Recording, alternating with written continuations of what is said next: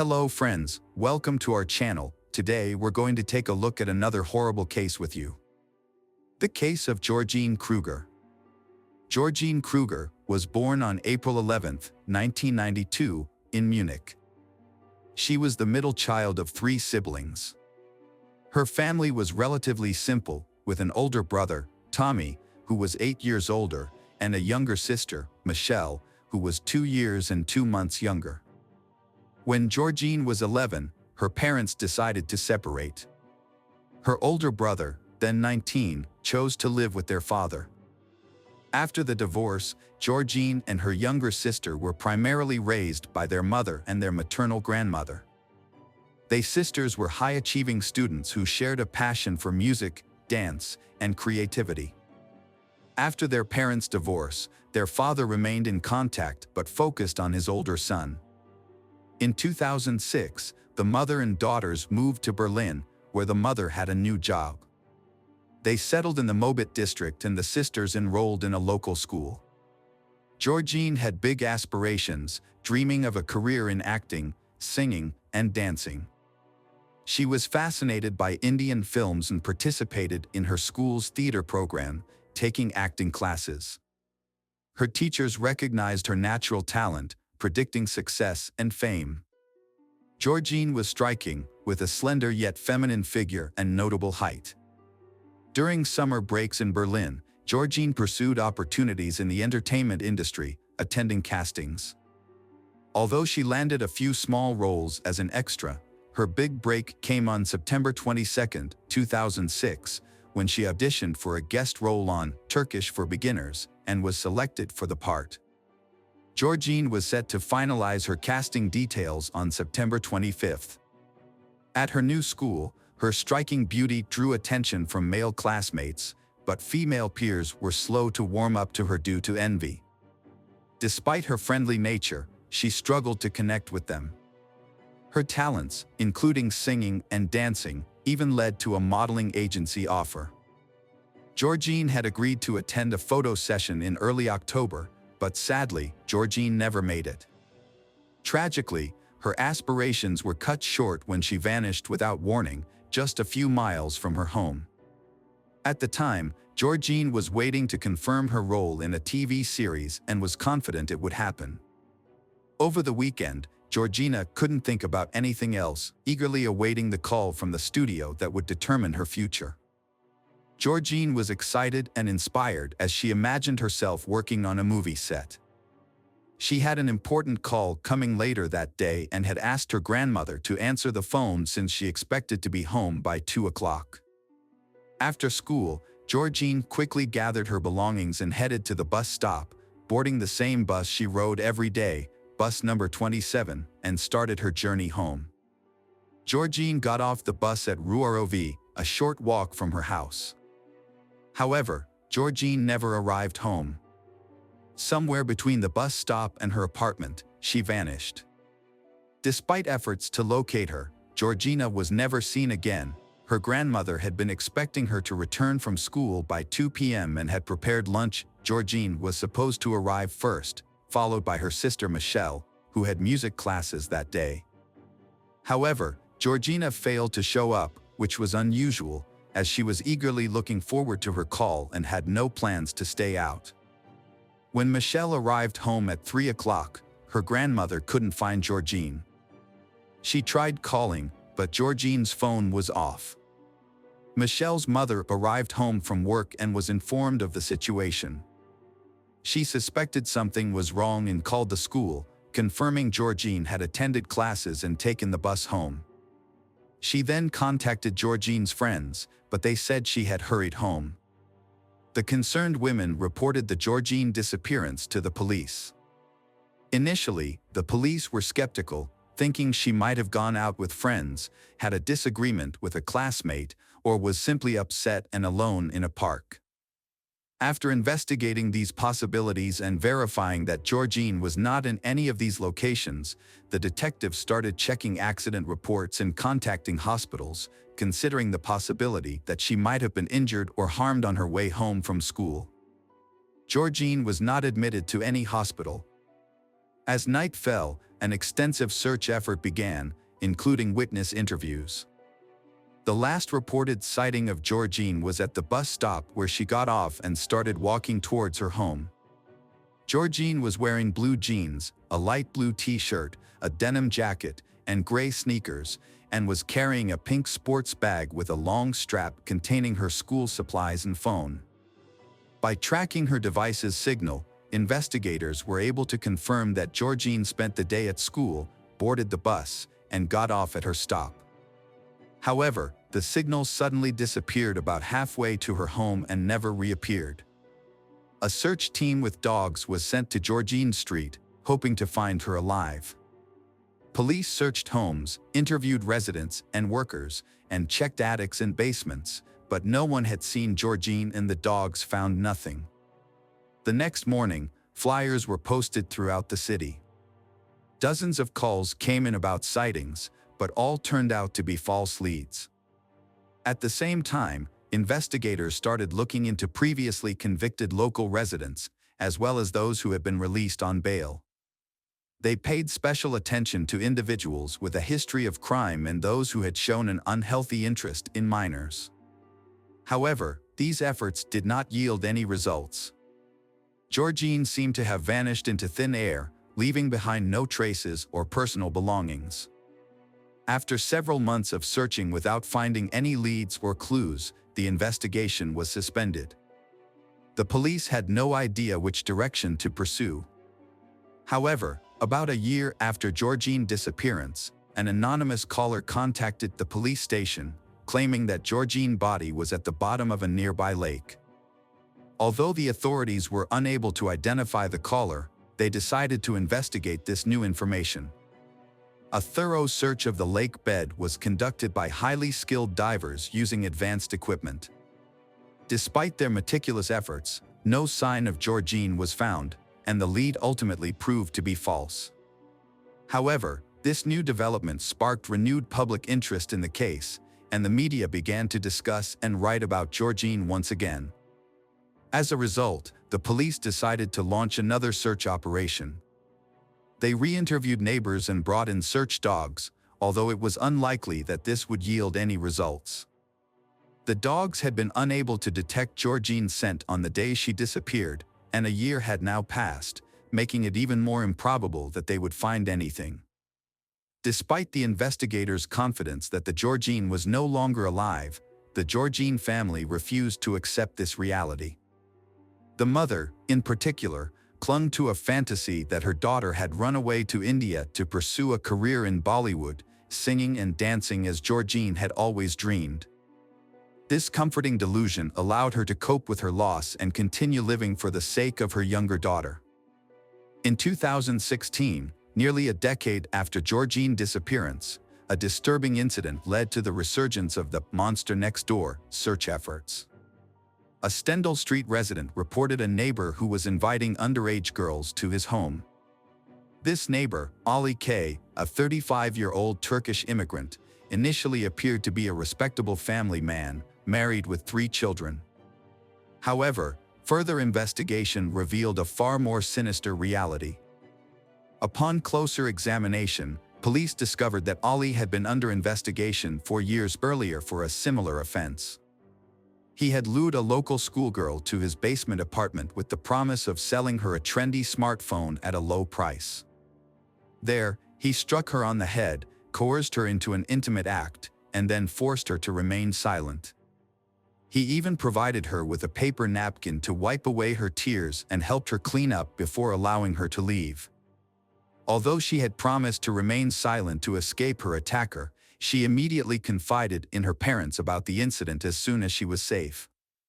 Together, they reported the incident to the police, revealing Ali's violent actions. The schoolgirl described his basement storage room, which resembled a chaotic space. The man, Ali, was arrested on the same day, but he strongly denied any wrongdoing and provided his own account of events. According to Ali, he was selling a gadget, and she had expressed interest in buying it. They went to the basement together to examine the device, where she allegedly said she couldn't afford it but was willing to pay in another way. Ali claimed that she started kissing him and undressing, and when he tried to push her away, she fell and hit her head, explaining her injuries. However, Ali maintained that no intimate contact occurred, as he had used protection which he later disposed of. Ali's wife, Malik, supported her husband's version of events and accused she of attempting to seduce him. Ultimately, Ali received a suspended sentence for causing moderate bodily harm. Now, with the police re-examining the disappearance of Georgine, they decided to investigate Ali thoroughly once again. Ali was a man without a steady job, relying on odd jobs and government benefits to get by. He had a passion for gambling, which often led to debt. Despite his financial struggles, he made an effort to present himself well, wearing fashionable clothes and trying to appear younger than his age. He would sometimes even use his children's benefits to fund his wardrobe. Ali was a regular at the Turkish coffee shop in his building, where he would meet new people and often receive free food and drinks. However, there was a peculiar aspect to his personality. He had a strong attraction to teenage girls. He would frequently approach them, ask inappropriate questions, and offer them things they shouldn't have, such as help buying alcohol or cigarettes. The police brought him in for questioning, but Ali denied any involvement in the decade-old case. A search of his storage room in the basement did not turn up any evidence of the missing schoolgirl. However, detectives noted that the space seemed more like a meeting place than a storage area, which added to the suspicion surrounding Ali. Detectives discovered that Ali had significant debts, unknown to his wife, after losing around 10,000 euros in poker, and he was struggling to find a way out of this financial predicament. The investigation chose to focus on a key aspect and decided to introduce an undercover agent into the suspect's inner circle. The agent's mission was to gain the suspect's trust, extract vital information, and obtain a recorded confession. To achieve this, everything had to be done gradually and with caution, to avoid arousing the suspect's suspicion and to make him feel secure. A special agent, codenamed Hakan, was carefully prepared for this task. He posed as a successful businessman who had recently relocated to the Mobit area to open a car service station.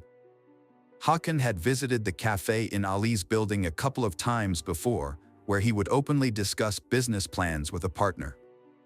As they were leaving one day, the partner mentioned that they urgently needed to find a manager for their company, emphasizing that it was a well-paying position and that they needed to choose the right person. After the partner left, Hakan stayed behind to finish his coffee. That's when Ali approached him and sat down at his table. Ali took the opportunity to offer himself for the manager position, and they started talking. The conversation quickly turned into a casual chat, and the man thought Ali might be a good fit for the role. He mentioned the salary, and Ali's eyes widened at the figure.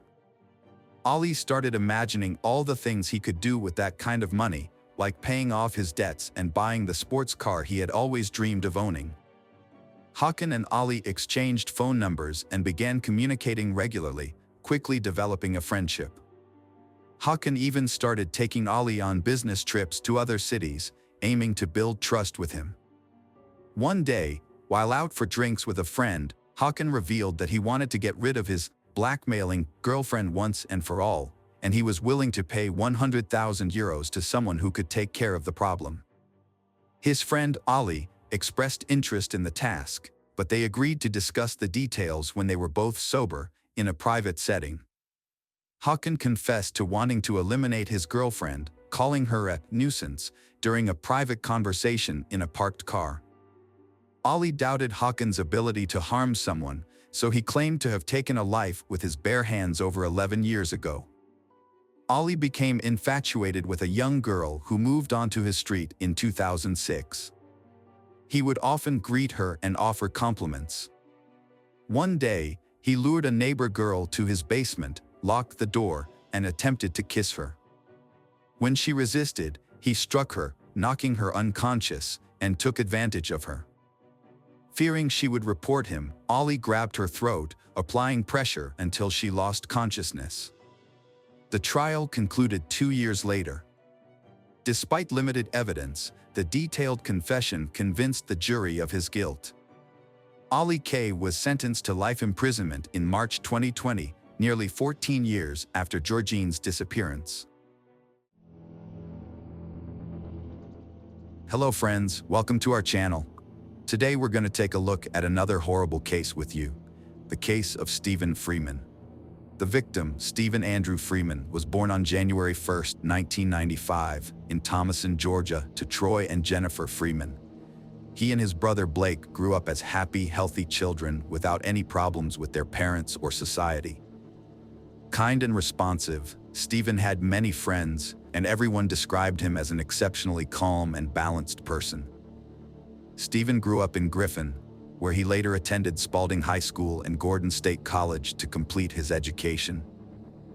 Mary Catherine Higdon was also raised in a respectable family, somewhat carefree, impetuous, humorous, and friendly. She was drawn to creativity. She often put on mini plays and performed them in front of her family and neighbors. Mary and Stephen fell in love with each other in their senior years and have been inseparable since. The young couple had a lot of common interests. Both loved being in nature. They went hiking, fishing, and even hunting together. In 2012, Stephen Freeman updated his Facebook status to indicate he was in a relationship and regularly shared various photos with his partner. Mary's family was fond of her boyfriend, and Steve's parents also accepted his girlfriend as their own daughter. After graduating from school, the young couple moved in together. Stephen got a job as a plumber at Drain W Gutters and Roofing Inc., and Mary Catherine worked as a teacher's assistant at St. George's Episcopal School. She also worked part-time as a sales associate at a gun store. By the summer of 2018, Stephen and Mary had been living together for 7 years but had not gotten married. On August 1st, 2018 at 10:42 p.m., emergency services received an alarm call. The caller, 24-year-old Mary Catherine Higdon, screamed hysterically into the phone that she had accidentally shot her boyfriend. She reported grabbing a Glock 43 firearm, unaware that there was a bullet in the chamber.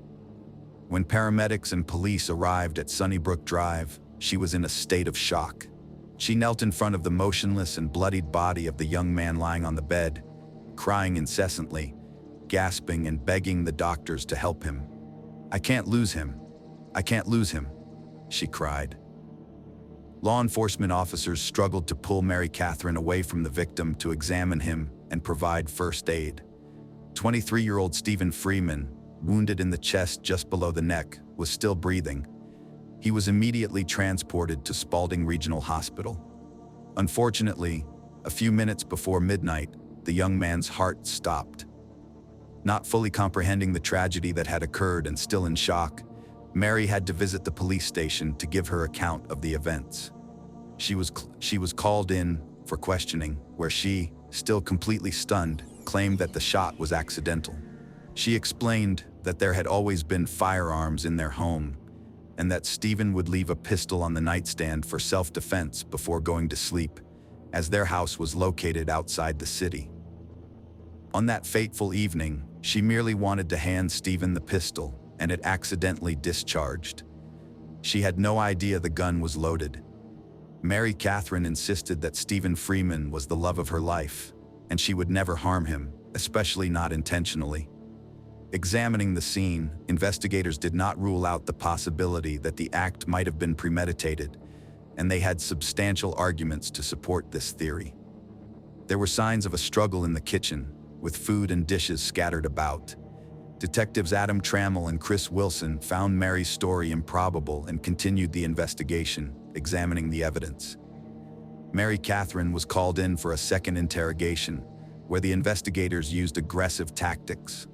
They yelled at her, expressed skepticism about her account, and demanded the truth. This approach was effective, and Mary Catherine confessed to shooting her boyfriend in a fit of anger. She explained that they had a heated argument, and she wanted to leave him. The investigators had recorded the conversation and obtained a confession, indicating a case that had been resolved. However, a significant technical issue arose, resulting in the loss of most of the recording, with only background interference and indistinct noises remaining. The reason for this loss and the lack of a backup copy of this crucial evidence remained unexplained. Further investigation revealed that the pistol could not have been fired accidentally, as it required a deliberate trigger pull. Additionally, for the bullet to have struck Stephen in the way it did, the pistol had to have been pointed directly at the victim. Detectives also closely examined Mary's behavior, with some suspecting that she may have been overacting and exaggerating her distress. The detectives remained diligent, carefully piecing together their theory of the tragedy based on the emerging evidence and proof. Another critical fact cast doubt on the accident in Mary Catherine's words.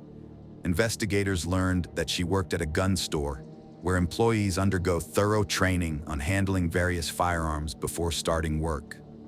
This meant she undoubtedly knew how to safely hand over a pistol without causing harm.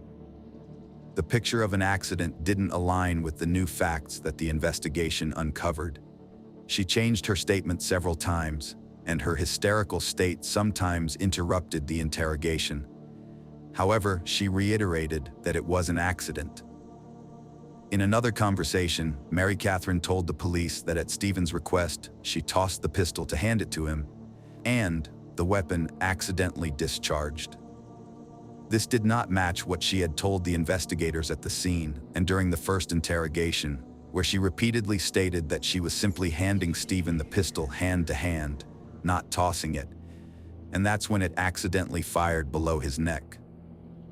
These changing statements worked against Mary Catherine as she was caught lying, and every word was scrutinized for hidden intent, indicating guilt or concealment. Mary was detained and held in the Spalding County Jail during her trial. She was charged with felony murder, malice murder, aggravated assault, and possession of a firearm while committing a crime. Lieutenant Wilson strongly disputed Mary's claim that it was an accident and tried to prove that her actions were a deliberate and meticulously planned act. A new piece of evidence in this case was common cooking grease found on the slide of the pistol. The slide also had lubricant, suggesting that at some point, the magazine must have been emptied, bullets were loaded, and the pistol was then placed on a shelf. In her defense, Mary Catherine told the police that she was indeed preparing dinner for Stephen that evening, and the dinner found scattered on the kitchen floor explained the presence of grease on the slide. Subsequent interrogations of the couple's relatives and friends did not provide the clarity expected in this case. Many friends claimed that this teenage love turned into a roller coaster ride for Stephen and Mary, until their relationship nearly ended and then reignited with new passion. It became genuinely complicated in recent years. The lovers often argued over emerging disagreements. Mary turned every argument into a dramatic event, screaming at Stephen and attacking him, after which he often left the house to spend the night with friends, turning off his phone as Mary continued to call and text him. She tried to control his every move, driving Stephen to frustration. The guy shared with friends that during arguments and fights, Mary pointed a pistol at him or herself, threatening to end her life or his. Stephen never reported this to the police, fearing Mary would be jailed. And this was not the only instance when Mary resorted to using a weapon. There were plenty of weapons in their home. During an interrogation, Stephen's friend Thomas Skinner shared that 2 days before the tragedy on July 30th, 2018, Stephen and Mary Catherine exchanged warm messages, wishing each other a good day. The next day, July 31st, Stephen told his mother that he would not return home to that devil, and stayed the night at Thomas's place. On August 1st, 2018, when Stephen didn't come home to sleep, Mary sent him hundreds of messages begging him to return. That evening, she prepared dinner and waited for her beloved. From Stephen's mother, she learned he was at his friend Thomas's place and went to pick him up. She encountered them on the road and, rolling down the window, shouted that she was waiting for him at home for dinner. Stephen replied that he was coming home. The evening, instead of a reconciliatory dinner, ended in tragedy. The police believed the case was closed as a premeditated act driven by Mary Catherine's anger. However, her defense team revealed another side to the young couple's life known to few. On June 17, 2019, almost a year after Stephen's death, his beloved Mary Catherine Higdon stood trial. Before the hearing, Mary Higdon was offered a plea deal for life imprisonment with the possibility of parole if she pleaded guilty. However, she refused the deal, insisting she could never harm Stephen because he was the love of her life. At the initial hearings, Mary Higdon defended herself vehemently, repeatedly claiming it was an accident and that she loved Stephen Freeman. She also surprised many by accusing her boyfriend of abusive behavior towards her, claiming he hit her twice and even forced himself on her on the day of the tragedy, and she had to defend herself. It turned out the couple's relationship had been deteriorating over some time. Friends and relatives claimed Mary Higdon was furious because Stephen often ignored her messages and calls. She demanded attention and pursued him, especially insistently lately. Allegedly, on the night of the incident, when Stephen Freeman finally came home, he refused to eat the dinner Mary had prepared for him, which became the last straw for her. She couldn't hold back and shot at him. Prosecutor Kate Lenhard stated in court that physical evidence supported the claim that Mary Catherine shot Stephen in anger after he didn't come home for dinner and ignored her calls and text messages. The evidence presented included the grease found on the pistol and the sheet taken from the mattress where Stephen lay bleeding. The sheet was shown as a key piece of evidence, indicating that Stephen was not attacking Mary but was sitting still in one spot. Forensic experts examined the blood stains and determined that at the moment of the shot, Stephen was not moving or approaching Mary Catherine, but was calmly sitting on the bed. If he had been moving, the blood would have been everywhere, not just in one corner of the sheet. This only confirmed that the accused's theory was once again false. In court, faced directly with the possibility of life imprisonment, and finally believing in the gravity of the situation, Mary Catherine made the risky decision to provide truthful testimony. With tears in her eyes, in front of the judge and numerous attendees, she once again portrayed Stephen Freeman as a harsh and controlling tyrant and presented specific evidence. She managed to do so, and the defense stuck to the self-defense narrative. They presented the argument that a scandal had erupted between Mary and Stephen on the evening of the tragedy, where Mary fired at him in self-defense. Mary Catherine sorrowfully shared numerous stories from her life, where Stephen had hurt her. She confessed he had repeatedly hit her face, shaken her, and threatened punishment for any minor misconduct or disobedience. Living with Stephen, she experienced all kinds of imaginable pressure: verbal insults, physical attacks, and even assault. He constantly controlled and manipulated her, needing to know where she was, who she was with, what she was doing, how she was spending money, and even what she was eating. He drove her to despair with unreasonable jealousy. She never reported him to the police because she loved and feared him. The defense presented ample evidence to support their claims. This included not just text messages taken from Mary's old phone, but also correspondence that raised significant questions about who was the real tyrant and betrayer in this relationship. The text messages, dating back over a year and a half between Mary and Stephen, not only proved Stephen's harsh behavior towards Mary Catherine, but also Mary's infidelity. Some message excerpts showed Stephen insulting Mary Catherine with harsh words and threatening her with repercussions upon his return from fishing. However, the reason for his anger was that, as confirmed by his friends, he was very angry with his girlfriend for being unfaithful, which Mary denied. Mary Catherine shared that Stephen had sexually assaulted her twice, and she feared he would harm her again on August 1, 2018, leading her to act in self-defense.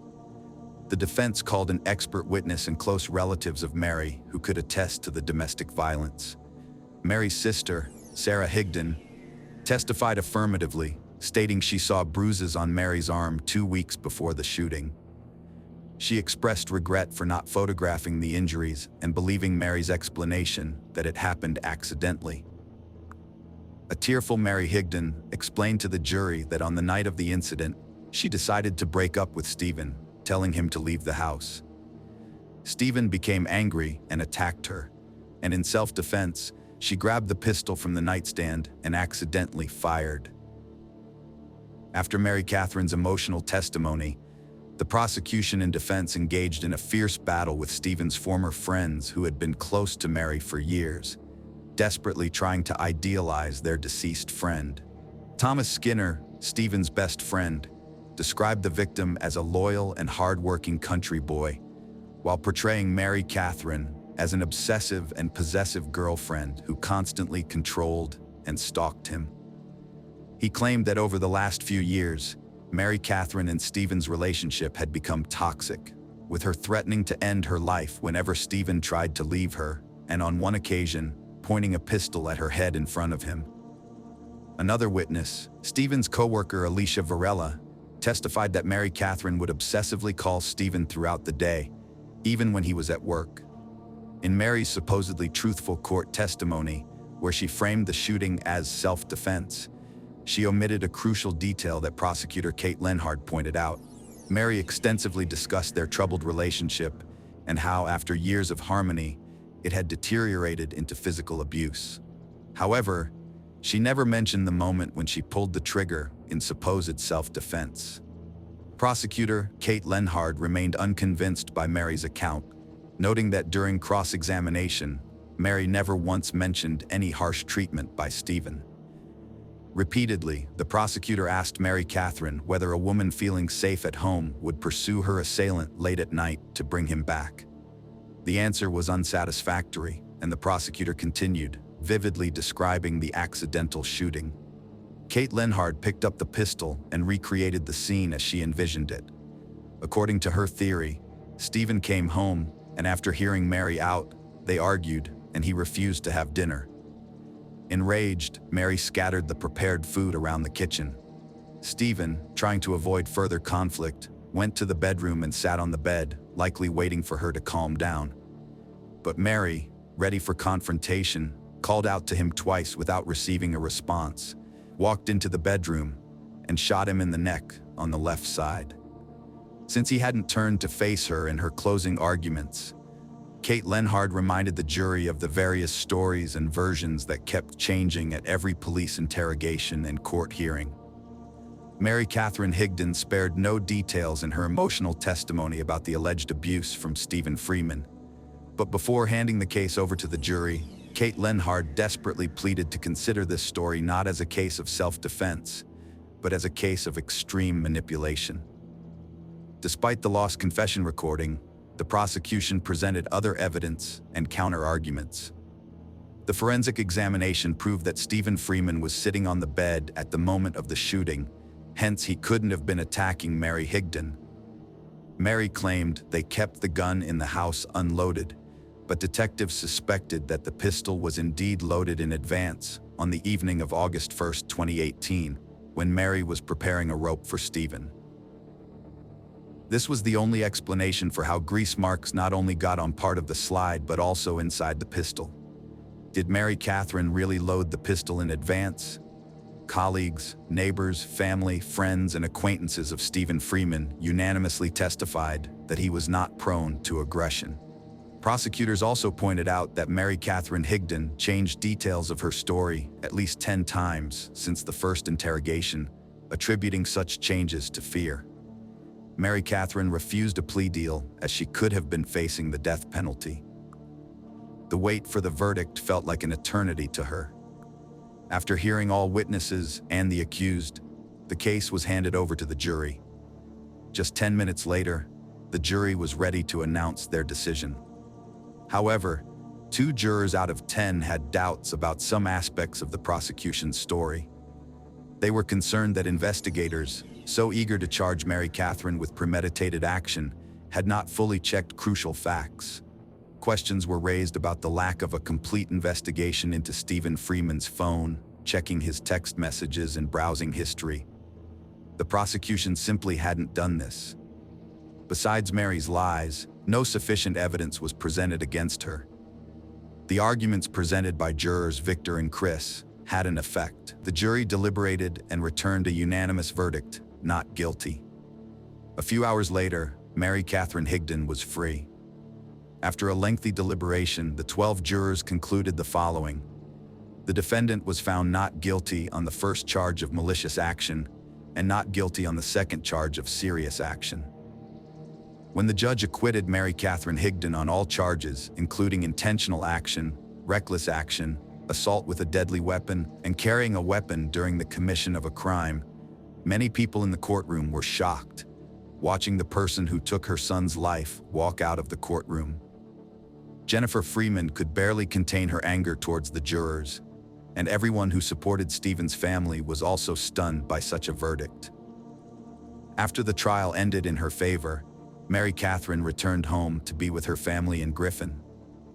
Since then, she has stayed out of the limelight and is almost absent from social media, likely to avoid undue attention from the media and the public.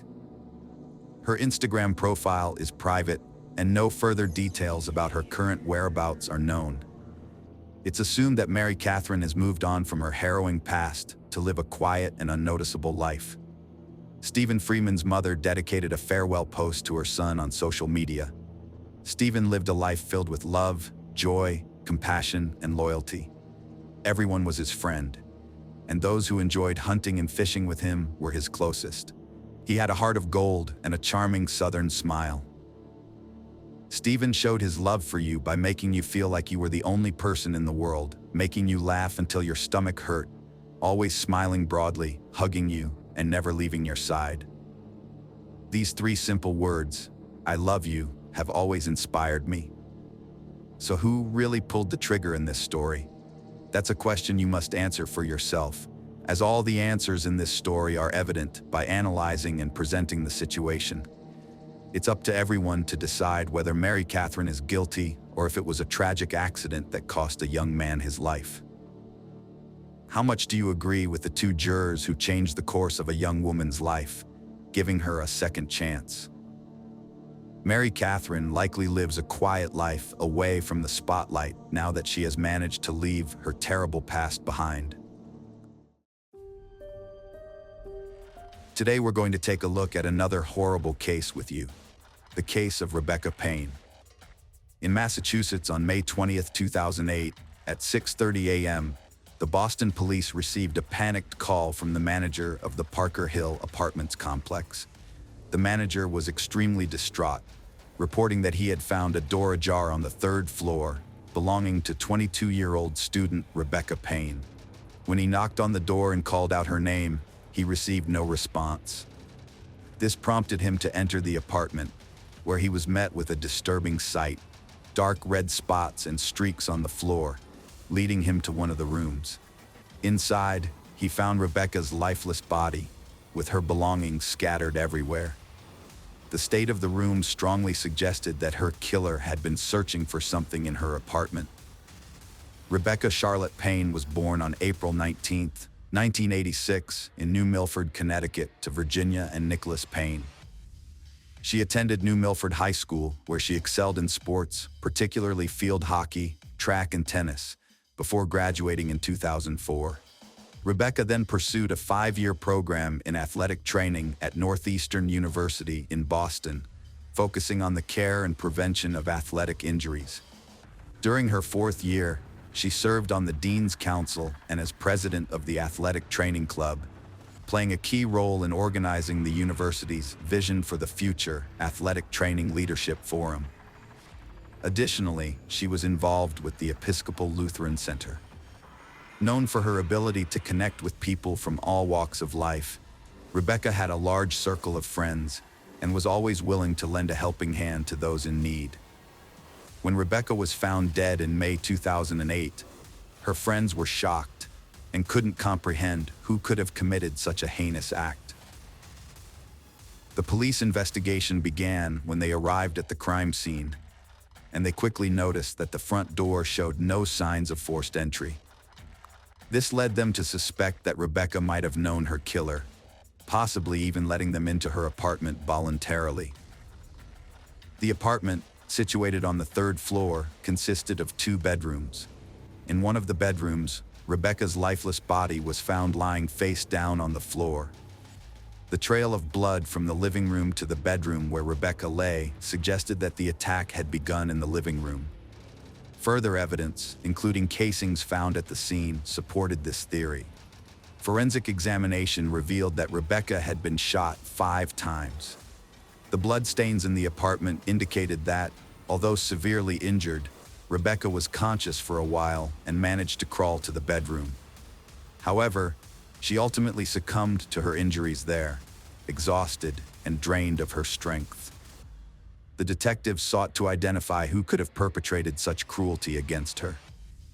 The police quickly dismissed the possibility that the incident was a botched theft, given that her valuables remained untouched. Although the apartment was in disarray, detectives believed the perpetrator intentionally created the mess to mislead them. However, it was also plausible that the disarray resulted from Rebecca's attempts to resist and fight for her life. When the investigators examined the apartment, they found that the balcony door was open, just like the front door. The second bedroom showed signs that someone had been living there too. The identity of this person needed to be determined, as they could be the one who took Rebecca's life. Alternatively, if they weren't involved, they had to be ruled out as a suspect. After speaking with the manager, the detectives discovered that Rebecca didn't live alone. She shared an apartment with a fellow student. The police immediately began searching for this roommate.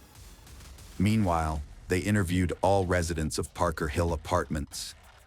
The brutal murder of Rebecca, who had been shot 5 times, would have certainly generated significant noise. It was astonishing to the officers that multiple residents of the apartment complex reported hearing a woman's screams and gunfire between 3 and 4 a.m. Yet sadly, no one took the initiative to contact the police. It seemed that each individual assumed someone else would take responsibility and make the call. In psychology, the phenomenon where individuals are less likely to assist someone in distress when others are present is known as the bystander effect, or Genovese syndrome. This social psychological theory suggests that the presence of other people can inhibit an individual's willingness to help a victim. The term Genovese syndrome originates from a tragic incident that occurred on March 13, 1964, when 28-year-old Kitty Genovese was brutally murdered outside her apartment building in Kew Gardens, Queens, New York City. Although it was initially reported that 38 witnesses witnessed or heard the attack without calling the police or providing assistance, this portrayal has since been disputed as inaccurate. The case of Rebecca Payne led to an investigation into the social psychological phenomenon known as the bystander effect, or Genovese syndrome. What's truly shocking is that, unlike in the widely reported Kitty Genovese incident, Rebecca's neighbors actually did hear her screams and the sound of gunshots, yet still failed to call 911. This tragic event was a devastating loss for Rebecca's parents. They described their daughter as a driven and compassionate young woman who was loved by her friends. Rebecca was the kind of person who always put others first, giving selflessly from the heart. During the investigation, police interviewed a resident who lived on the first floor of the apartment complex where the crime took place. He reported seeing a black SUV approach the building at night, but due to the darkness, he was unable to make out the license plate or identify anyone getting out of the vehicle. The apartment building was equipped with surveillance cameras both inside and outside, which investigators hoped would provide crucial evidence. However, it emerged that the CCTV footage could only be viewed in real time, and recording it required inserting a video cassette into a VCR and pressing the record button, a step that unfortunately wasn't taken. Considering this information and the fact that the residential complex's manager discovered Rebecca's body, investigators began to suspect him of committing the crime. As a resident of the building, he had unrestricted access to Rebecca's apartment at all times. Furthermore, he was aware that no one monitored the surveillance cameras, which might have led him to wait until late at night to attack Rebecca for unknown reasons. The police sought to explore all possible scenarios. The police investigation into the manager gathered pace when they conducted a background check on him, which revealed a history of legal issues related to illegal substances. Furthermore, a thorough search of his apartment by the police turned up additional evidence. An officer noticed several dark red stains on the front door.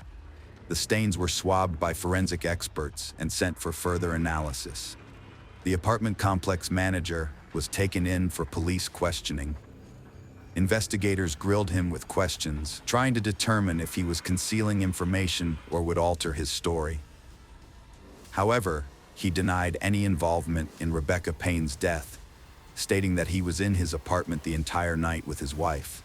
The investigators then spoke with his wife, who corroborated her husband's alibi, confirming that he had indeed spent the entire night with her.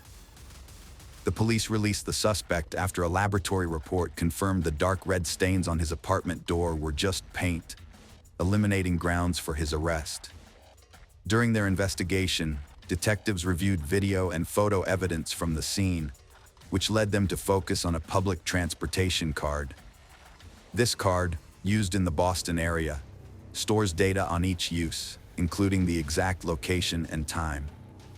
The transit police provided detectives with CCTV footage, which showed Rebecca using the card on her way home, appearing calm and alone, with no one following her. Unfortunately, this footage did not help identify any potential suspects. A few days later, investigators obtained another surveillance video from a camera outside the hospital building near the Parker Hill Apartments.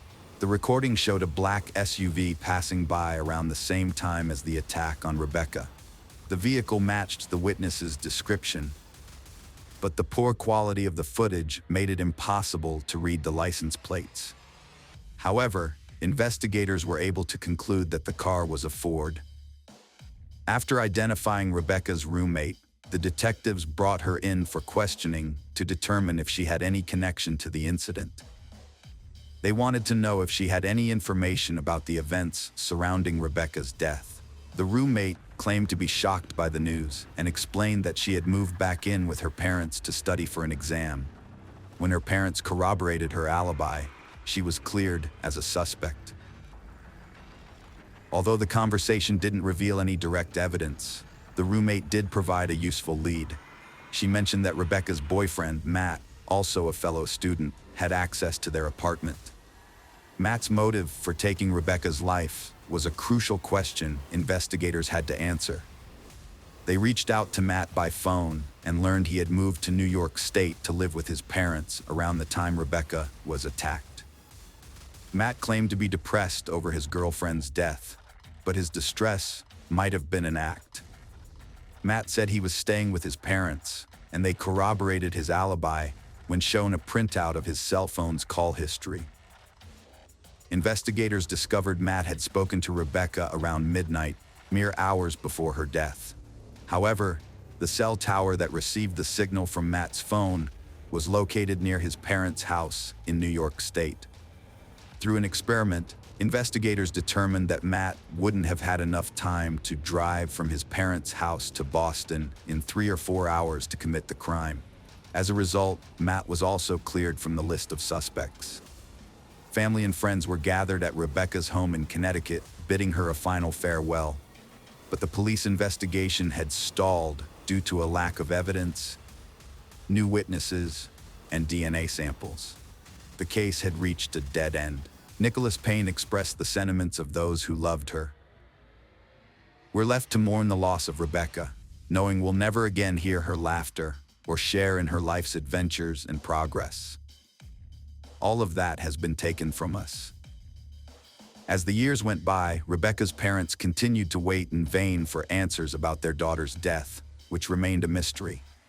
However, a surprising breakthrough occurred in 2012. Anthony White, a man, was arrested by the Boston police for dealing illegal substances. With the threat of a lengthy prison sentence looming, White proposed a deal to the investigators. In exchange for a shorter sentence, he would provide information about the night Rebecca Payne died. Recognizing this as a potential opportunity to finally crack the long-dormant case, the investigators accepted White's offer. After consulting with the prosecutor, White reported that on May 20th, 2008, he received a contact from an acquaintance, Cornell Smith, who was also involved in illegal drug dealing. Smith requested a meeting with White and arrived accompanied by their mutual friend, Michael Balba, who drove a black SUV. The three of them proceeded to the Parker Hill apartments, where Balba parked his vehicle to observe the activities taking place inside. According to White, Cornell Smith spotted Rebecca in a third-floor window and exclaimed, "That's her." They waited until the lights in Rebecca's apartment went dark. Then Smith climbed from the first-floor balcony to the second and finally the third floor. Since the balcony door was open, he entered the apartment. However, Rebecca wasn't asleep. Instead, she was lying on the living room couch. When she saw the intruder, she began screaming, and a brief struggle followed. Smith then fired 5 shots at her and exited through the front door, after which they drove away. The investigators were skeptical of White's testimony, believing he had made up the story to get a shorter prison sentence. They couldn't figure out why Cornell Smith would want to kill Rebecca, who was not involved in his world in any way.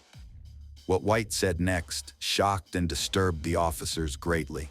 According to him, Rebecca's death was a tragic case of mistaken identity.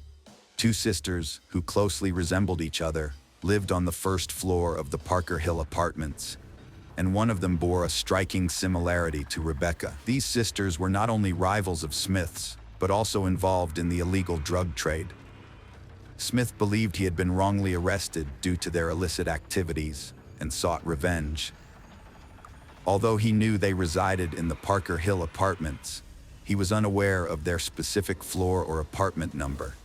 When he spotted Rebecca in the window, he mistakenly identified her as one of the sisters he sought to harm. Investigators determined that Cornell Smith had been arrested in February 2008 for illegally selling drugs, but he was freed on bail just before Rebecca's death occurred.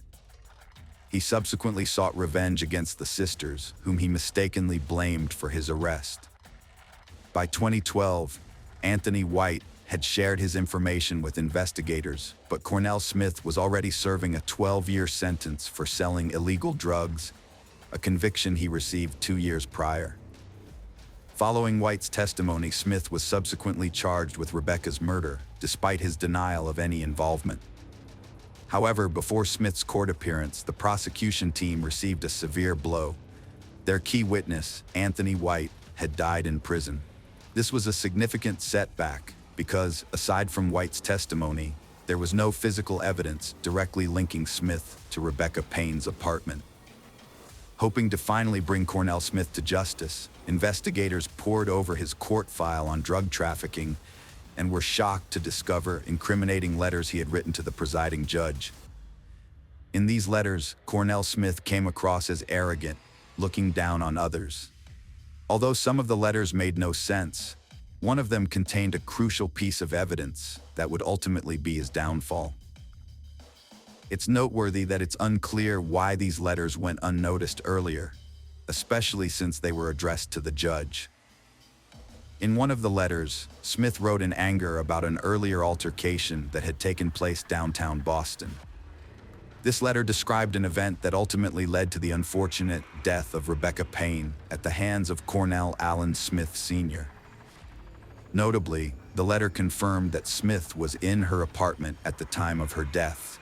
The trial of Cornell Smith took place in 2015. Throughout the proceedings, from the start of the trial to the sentencing, the district attorney maintained that Rebecca Payne was an innocent victim who had no involvement with Smith or Balba. Over the course of the trial, Smith went through 3 lawyers.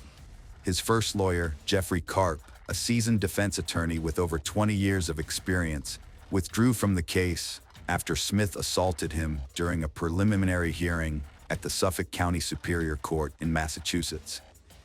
In a shocking and unprovoked attack, Smith suddenly stood up and struck Karp on the head with his handcuffed hand. According to Nicholas Payne, this incident demonstrated the kind of person Smith is. Notwithstanding the assault, Karp declined to press charges against Smith, leaving it to the judge to appoint a new attorney to represent him. Cornell Smith pleaded guilty to the involuntary deprivation of Rebecca Payne's life and was sentenced to serve between 18 and 20 years in prison. Before passing sentence, the judge instructed Smith to turn and face Rebecca's friends and family, telling him that they represented the pain caused by his actions. In memory of Rebecca, her hometown has named its local tennis courts, a garden, and a National Athletic Trainers Association scholarship fund after her. Her father, Nicholas Payne, said they wanted to ensure she would not be forgotten.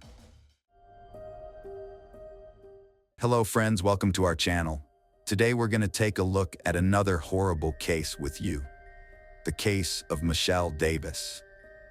Michelle Ann Cosner Davis was born in Iowa on December 15, 1966. By 2008, at 41 years old, she lived in Des Moines with her 3 kids. Her divorce was nearly finalized and she was eager to start anew. Michelle had already taken steps towards independence, moving into her own apartment and obtaining a restraining order against her husband, Randy Davis. The years leading up to the divorce had been marked by tension and strain within the family. Michelle was a friendly and adventurous person who had a passion for motorcycles. At her job as a secretary for a trucking company, she was well respected and commanded authority. On Thursday, September 11, 2008, Michelle was at work, and her co-workers noticed a significant change in her demeanor after her husband left her. She seemed to have shed a burden that had been weighing her down for years. In a good mood, Michelle wrapped up all her tasks and left the office around 4:30 p.m. After a short time, eyewitnesses started calling 911 to report a serious accident on Interstate 235. They told the operator that a Mercury Sable car had flipped over and a woman was still strapped into the driver's seat with her seatbelt. Tragically, the woman was unconscious, and despite the efforts of the paramedics who arrived at the scene, she could not be saved. The woman who lost her life was identified as Michelle Davis. After arriving at the accident scene, the police initially concluded that Michelle lost control of her vehicle, leading to the crash. However, they reversed this theory just a day later. Forensic experts subsequently determined that Michelle's death was not caused by a head injury sustained during the rollover, but rather by a gunshot wound to the head. The bullet was extracted and sent for analysis, with the hope of tracing the perpetrator. The investigators on this case were dealing with something entirely unprecedented. As they awaited the ballistic examination results, local authorities took proactive measures to safeguard the public. They considered the possibility that Michelle might have been a random target, not premeditated. This raised the alarming prospect of a shooter who wouldn't stop at just one victim. Given the high volume of traffic on the interstate, any driver could potentially become the next target for the unstable perpetrator. It was essential to crack the case quickly, and so the police increased their patrols throughout the city. When detectives realized Michelle's death was not an accident, they revisited the crime scene to try to determine the shooter's whereabouts and if they had left any clues behind. Unfortunately, their efforts yielded nothing. The police failed to recover the cartridge case or any other evidence that could aid the investigation. To make matters worse, the initial assumption that Michelle was a car accident victim led the traffic services to clear the site, which meant that even if there were any evidence, it was likely destroyed and irretrievable by the time the truth came to light. Despite these setbacks, the detectives didn't give up and pinned their hopes on reviewing the traffic camera recordings. These days, CCTV cameras often prove instrumental in helping the police crack cases, and this one was no exception. With the traffic camera recordings at their disposal, the investigators dove right in. First, they needed to locate the recording from the camera nearest the crime scene and rewind it to when the 911 calls started coming in. Half an hour later, the investigators finally found what they were looking for. The video showed Michelle's car upside down, but the footage was poor quality, resembling a slideshow with separate alternating pictures and intervals in between. As a result, the investigators only had a few usable shots, none of which revealed what led to Michelle's car rolling over. This was a disappointing development. as the investigators thought they had finally stumbled upon a crucial clue, only to be left with false hopes. The police still needed to review the remaining camera recordings and search for potential eyewitnesses. Meanwhile, the investigator handling the Michelle Davis case visited her family to break the news that her death was not an accident, as initially thought. This revelation left Michelle's family in shock. Michelle's mother, Patty, had passed away before her. Her father, Michael Lee Cosner, was now grieving the loss of his second daughter. His first daughter, Cheryl Sue Cosner, Michelle's older sister, died in 1965 at just 1 year old. 43 years later, Michael Cosner was facing the unbearable loss of another child. Losing one's children is the ultimate tragedy for any parent. Michelle's family informed the investigator that she had been going through a series of changes in her life, but they did not think she had any financial issues. However, they suspected that the one person who could potentially harm Michelle was her estranged husband, Randy Davis, particularly since their divorce was nearly finalized, and she had obtained a restraining order against him. Meanwhile, another detective interviewed Michelle's colleagues at her workplace and discovered that she was having a close relationship with a coworker named Matt Jorgensen, following her separation from her husband. According to Michelle's friend, the feelings between Michelle and Matt were mutual. Since Michelle was still in the process of divorcing Randy Davis, she and Matt decided to keep their relationship private, only sharing it with a select few colleagues and close friends. The police now had two potential suspects in their investigation, Randy Davis and Matt Jorgensen. However, all attempts to contact Randy were met with failure, as every time they called him, the call went straight to voicemail. On the other hand, the investigators were able to meet with Matt, where they questioned him about his whereabouts on the day Michelle died. Matt was cooperative, openly admitting to having had a romantic relationship with Michelle. He claimed that they never had any arguments or fights. Matt was visibly shaken by Michelle's death and provided every detail of his activities on the day she died. After verifying his alibi, the police were able to eliminate him as a suspect.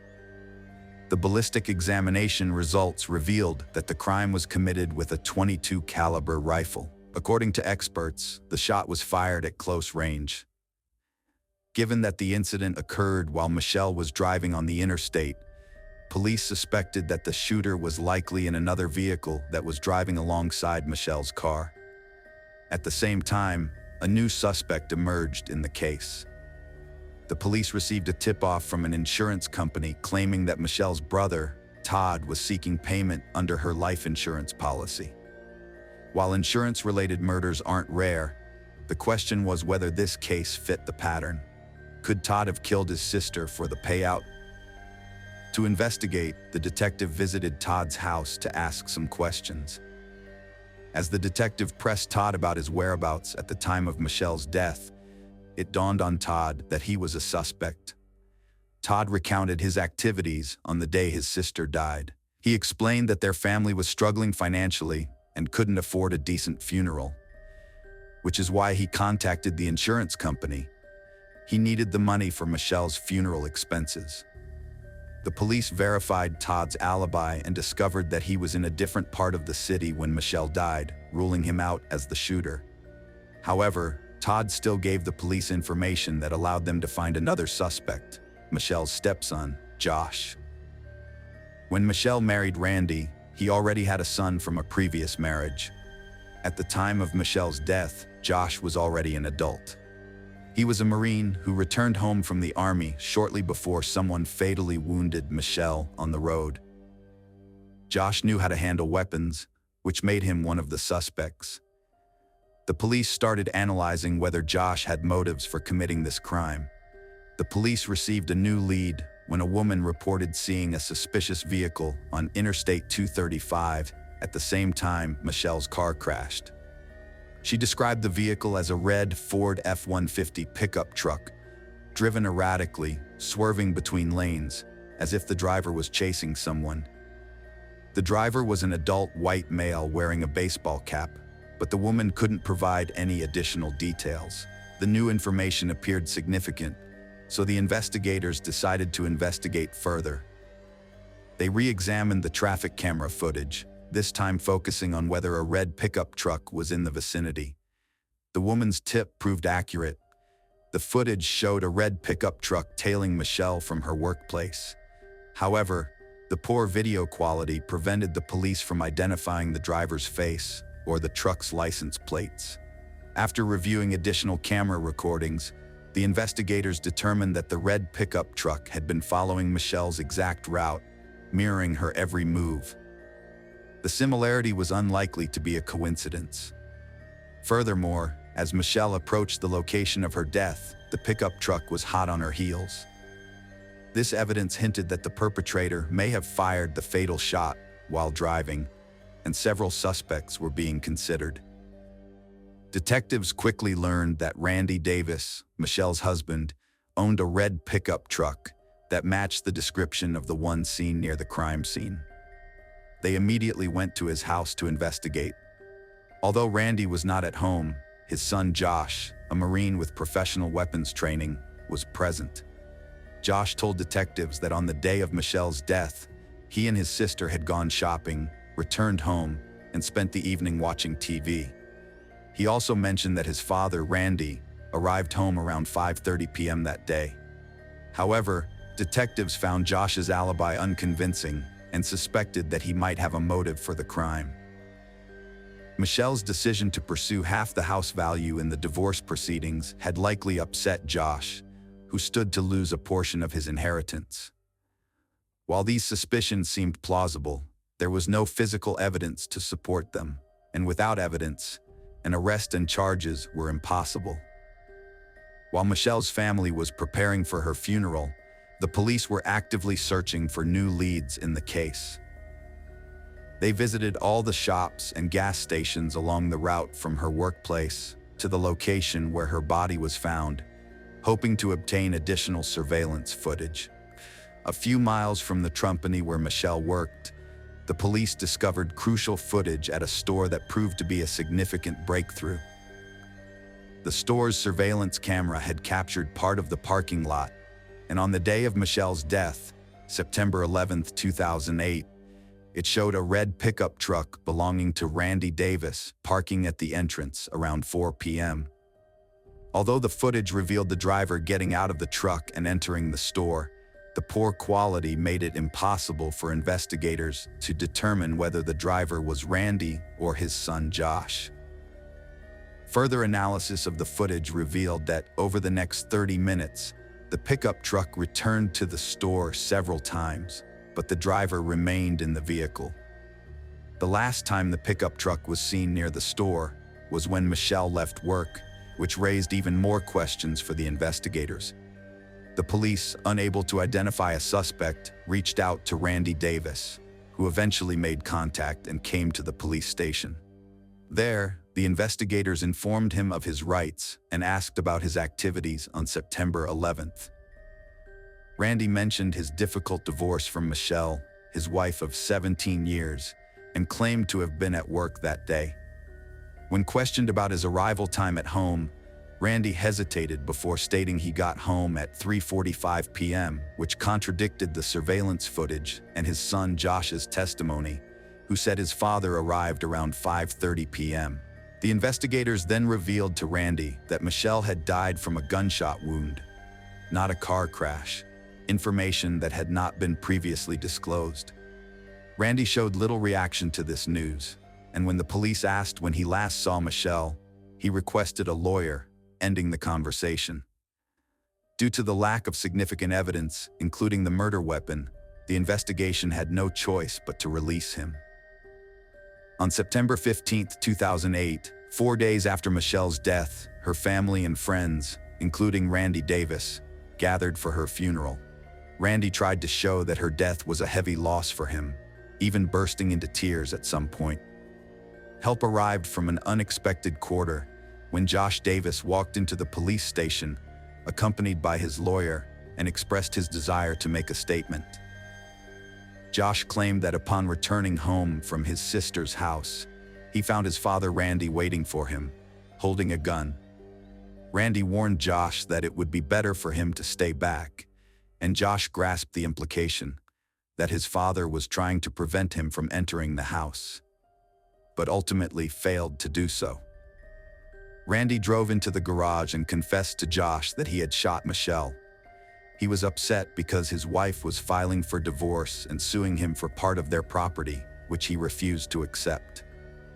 On September 11, 2008, Randy took drastic action. He parked his red pickup truck outside the store where Michelle worked and waited for her to leave. Randy drove past the store multiple times, worried that he might miss his opportunity. This is why he appeared on the store's CCTV footage several times after Michelle left work. Eventually, he followed her and waited for the perfect moment to strike. When the time came, he rolled down the passenger side window and fired. Based on Josh's testimony, the police arrested Randy Davis for the murder of Michelle, and he was initially charged with first-degree murder. However, prior to the trial, Randy pleaded guilty to the lesser charge of second-degree deprivation of life in exchange for a shorter sentence. As a result, in 2010, Randy Davis, then 53 years old, was sentenced to 50 years in prison. By pleading guilty, Randy avoided a trial. Michelle's brother, Todd Kozner, expressed mixed emotions about the outcome. While we may not have received full justice without a trial, we did get what we wanted, an admission of guilt from Randy, Todd said. He emphasized the devastating impact Randy's actions had on their family. Randy was like family to me for 17 years, and I cared deeply for him. Hello friends, welcome to our channel. Today we're going to take a look at another horrible case with you. The case of Alex Murdaugh. Richard Alexander Alex Murdaugh was born on May 27, 1968. His family, the Murdaughs, are a respected and well-connected family of lawyers who have dominated South Carolina's low-country legal system for over 100 years. 3 generations of Murdaughs served as district attorneys of the 14th Judicial Circuit from 1920 to 2006, but Alex's actions brought an end to their reign. The foundation of the family's later success was laid by Alex's great-grandfather, Randolph Murdaugh Sr., who founded the law firm Peters, Murdaugh, Parker, Eloth and Dietrich, PMPD. Over the decades, the Murdaughs' influence grew so substantial that the Hamptons became known as Murdaugh County. Alex pursued a law degree from the University of North Carolina, following in his family's footsteps. There, he met his future wife, Margaret Maggie Burrell, and they started dating in 1991. They got married 2 years later, on August 14, 1993, at the Second Presbyterian Church in South Carolina. Alex and Maggie had 2 sons, Richard Buster Murdaugh and Paul Murdaugh. Alex became a personal injury attorney with his family's firm PMPD, aiming to continue his family's legacy. However, unlike his predecessors, Alex misused the power and influence his family's firm provided, using it to conceal financial crimes, theft, and possibly even murder. For over a decade, his wrongdoing went unnoticed until his youngest son Paul was involved in a boating accident that resulted in a girl's death. Paul Murdaugh's boating accident, the latest in a series of suspicious deaths surrounding the Murdaugh family, has sparked speculation that these accidents might be part of a larger cover-up. The theory seems plausible, given the family's history and resources, especially considering how they handled Mallory Beach's death. On February 23, 2019, Paul Murdaugh drove the family boat to a party on Puka's Island. The 19-year-old, fresh out of high school, was accompanied by his girlfriend Morgan Dowie, Anthony Cook, Mallory Beach, and Miley Allman. They were looking forward to an unsupervised night of fun, starting with a house party and an oyster roast on the island. To ensure a fun night, Paul used his older brother's identity card to buy beer and hard liquor. The group departed from the Murdaugh River House around 7 p.m. By midnight, they were ready for more fun, so Paul suggested driving the boat to downtown Beaufort, where he and Connor had a few more drinks. At around 1 a.m., they headed back to the boat. As they walked back, a surveillance camera caught a tender moment between Anthony and Mallory. By this time, Paul had drunk a lot of alcohol, and according to the other passengers, he began acting strangely around 1:15 a.m. Once they were back on the water, the situation rapidly deteriorated. Paul's behavior became erratic, and the group started arguing with him. He was driving the boat in circles, clearly drunk. Anthony wanted to get off on a nearby rock, but Paul refused to let him. Morgan said Paul left the steering wheel multiple times to argue with her and Mallory, who was terrified. According to the GPS data from the onboard Garmin device, the boat's speed increased at some point. Paul was behind the wheel when the boat crashed into the Arur Creek Bridge at 2:20 a.m., despite his denial that he had been speeding. As a result, Mallory was thrown into the water. The others were also hurt, with Connor suffering a broken jaw and Morgan's hand being badly injured. Connor managed to call 911 and help arrived quickly. When the Beaufort County Deputy Sheriff arrived, he found the teenagers in a state of distress. Anthony was particularly agitated, having tried to rush towards Paul after witnessing the scene. The police investigation revealed blood in the main compartment of the boat and a large gash in the hull from the impact. It was clear that all the teens were heavily intoxicated. While Anthony was not taken to the hospital, the others were transported for medical treatment. Paul was the most agitated of the group, with a blood alcohol level of 0.243, significantly exceeding the legal limit. That night, Alex Murdaugh, Paul's father, was visible as he moved from one hospital room to another, attempting to calm them down and mitigate the situation. Following an 8-day search, the search party finally discovered Mallory's body, and the coroner's report stated that her cause of death was a combination of blunt force trauma to the head and drowning. Despite multiple eyewitness accounts, including Paul's girlfriend Morgan, who claimed Paul was out of control at the steering wheel on the night of the incident, he was neither arrested nor charged. This led to speculation that Alex Murdaugh had somehow manipulated the justice system to spare his son. In March 2019, the Murdaugh family faced a wrongful death lawsuit filed by Mallory's family. The lawsuit alleged that Paul's mother, Maggie, was aware her son was drunk when they went boating and had provided the necessary identification to purchase alcohol. It wasn't until April 18, 2019, which coincided with Mallory's 20th birthday, that Paul was charged with 3 felonies: boating under the influence, causing Mallory's death, and seriously injuring 2 other passengers. Paul pleaded not guilty and was released on a $50,000 bond. Unfortunately, Paul did not live to face trial as he passed away before the proceedings. This incident added to the tally of seemingly accidental deaths linked to the Murdaugh family. Additionally, the murder of openly gay teenager Stephen Smith has also been associated with the Murdaughs. Stephen was discovered dead on July 8, 2015, in the middle of a road in Hampton County, South Carolina, with blunt force trauma to the head. The initial ruling was a hit-and-run incident with no suspect arrested.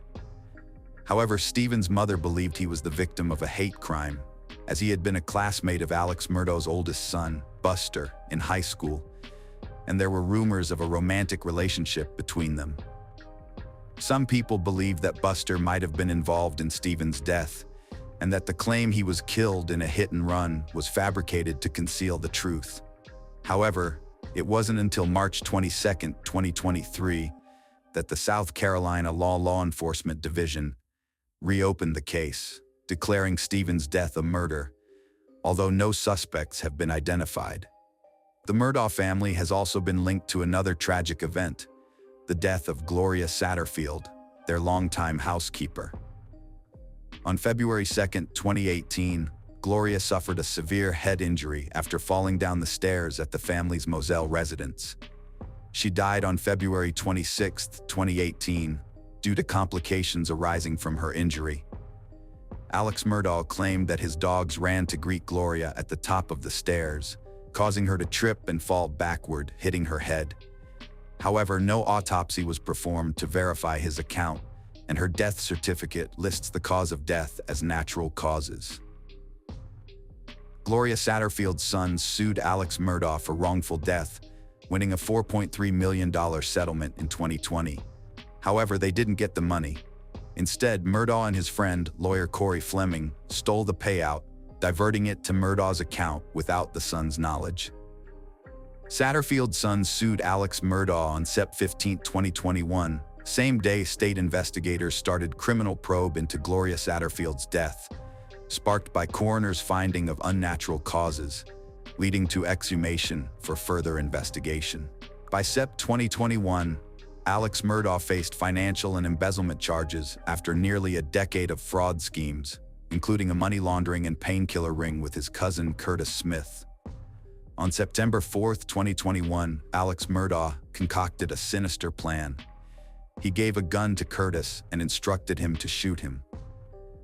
The goal was for Alex's son, Buster, to collect a life insurance payout of $10 million upon Alex's death. Curtis followed the plan, pulling over where Alex had staged a fake flat tire and shooting him.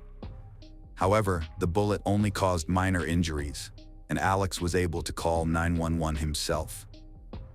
When law enforcement arrived, they suspected foul play but couldn't prove it.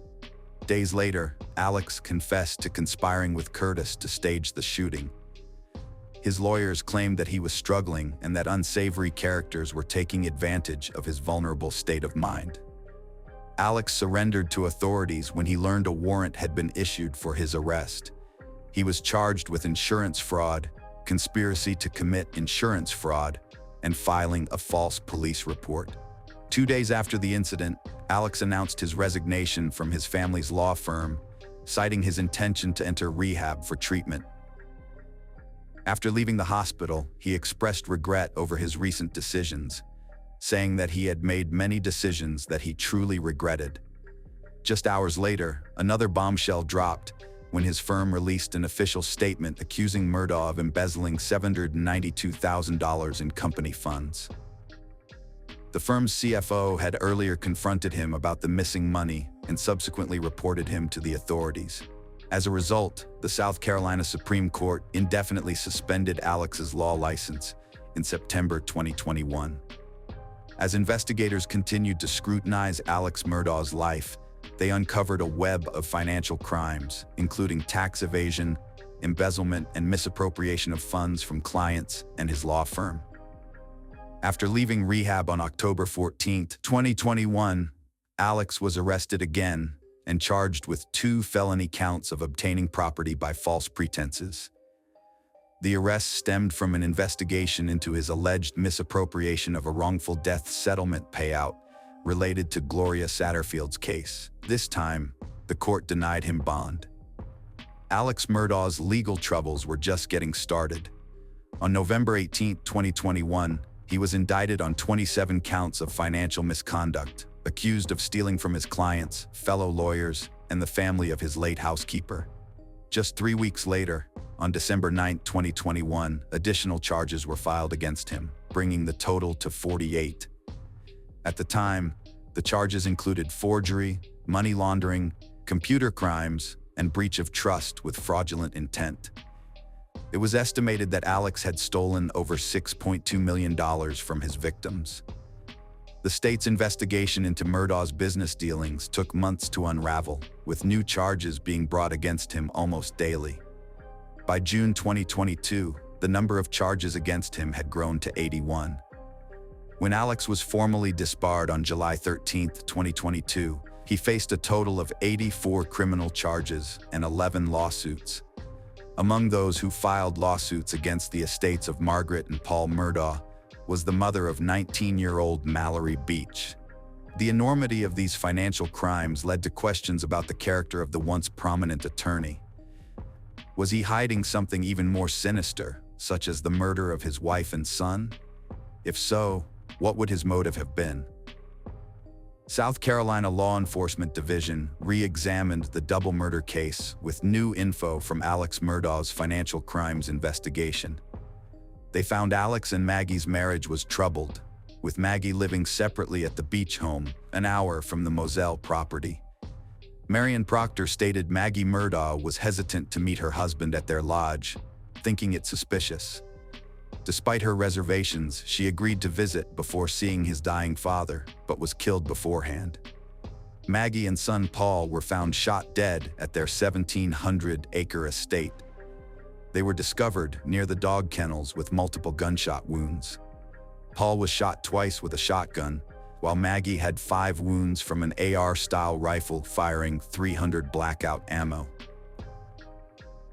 Alex Murdaugh stated that he had taken a lengthy nap that day before going to visit his ailing mother, who was suffering from dementia.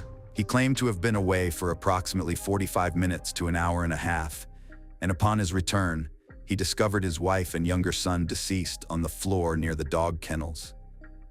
Alex Murdaugh, a lawyer, killed his family to divert attention from his financial wrongdoings. He faced a subpoena and a hearing on June 10, 2021, and his law firm had discovered his misuse of company funds.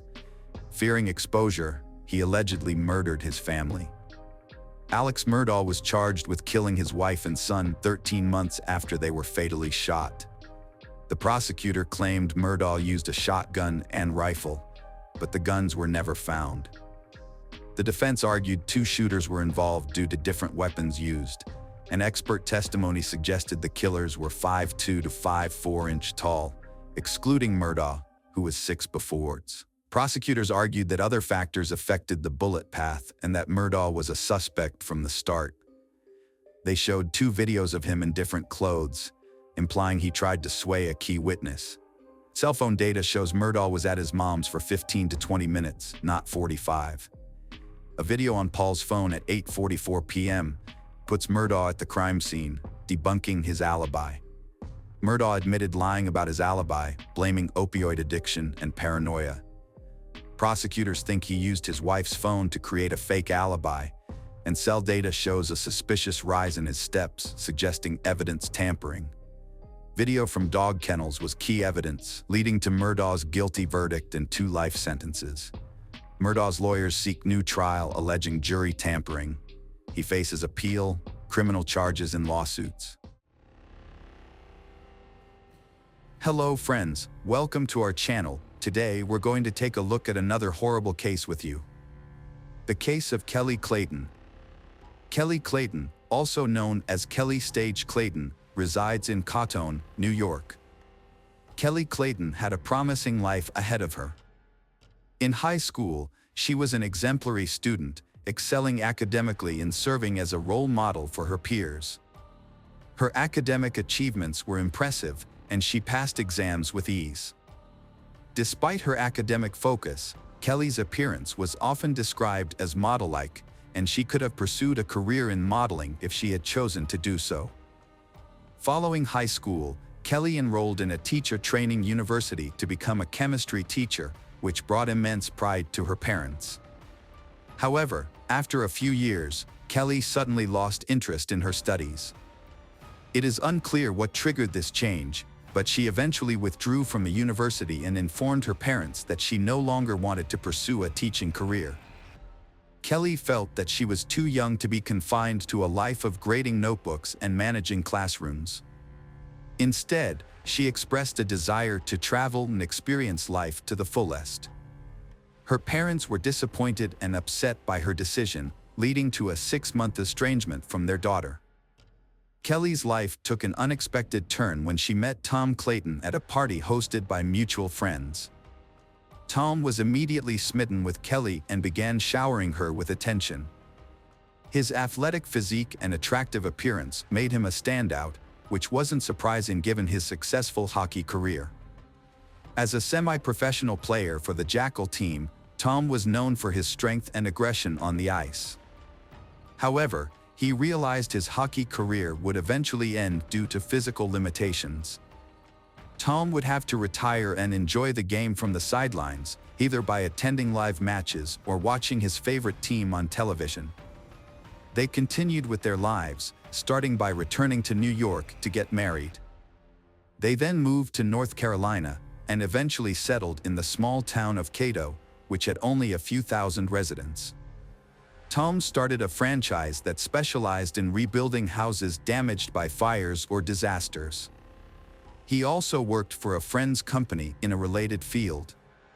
Kelly, on the other hand, had dropped out of university and was working as a waitress. Although she changed jobs, she continued to work even after having 2 children. Tom's income was sufficient for the family, and Kelly could have quit her job to care for their daughters, but she chose to continue working to earn extra money. She used this extra income to buy toys and pamper her children. On September 28, 2015, Tom went to play poker with his friends, the Millers, as he usually did. He preferred to attend these gatherings alone, as playing for money required a certain level of skill and experience. Additionally, someone had to stay home with the children, and bringing the whole family would have turned the evening into a noisy and chaotic affair, detracting from the enjoyment of the game. That evening, Tom was on a losing streak, but instead of giving up, he tried to win back his losses. He suggested that anyone who wanted to stay and play until morning was welcome to do so, but no one took him up on the offer, and he ended up going home. At home, a horrific scene unfolded before Tom's eyes. His wife lay in a pool of her own blood, severely beaten and, at first glance, appeared lifeless. Panicked, Tom frantically searched the rooms for his children. Fortunately, they were unharmed but terrified. He quickly scooped up his daughters and rushed to his neighbor Derek's house, desperate to shield them from the gruesome sight of their mother's battered body. From Derek's house, Tom called the police, struggling to process the chaos. The officer who arrived at the scene found Tom kneeling beside his wife's body, attempting to administer CPR. However, the emergency medical technicians soon intervened and pulled Tom away, revealing the devastating truth: Kelly had been deceased for an extended period, and nothing could be done to revive her. The house was in disarray, with blood covering both floors. The bedroom showed signs of an intense struggle between Kelly and her killer, who carried out the brutal act despite the presence of children in the house.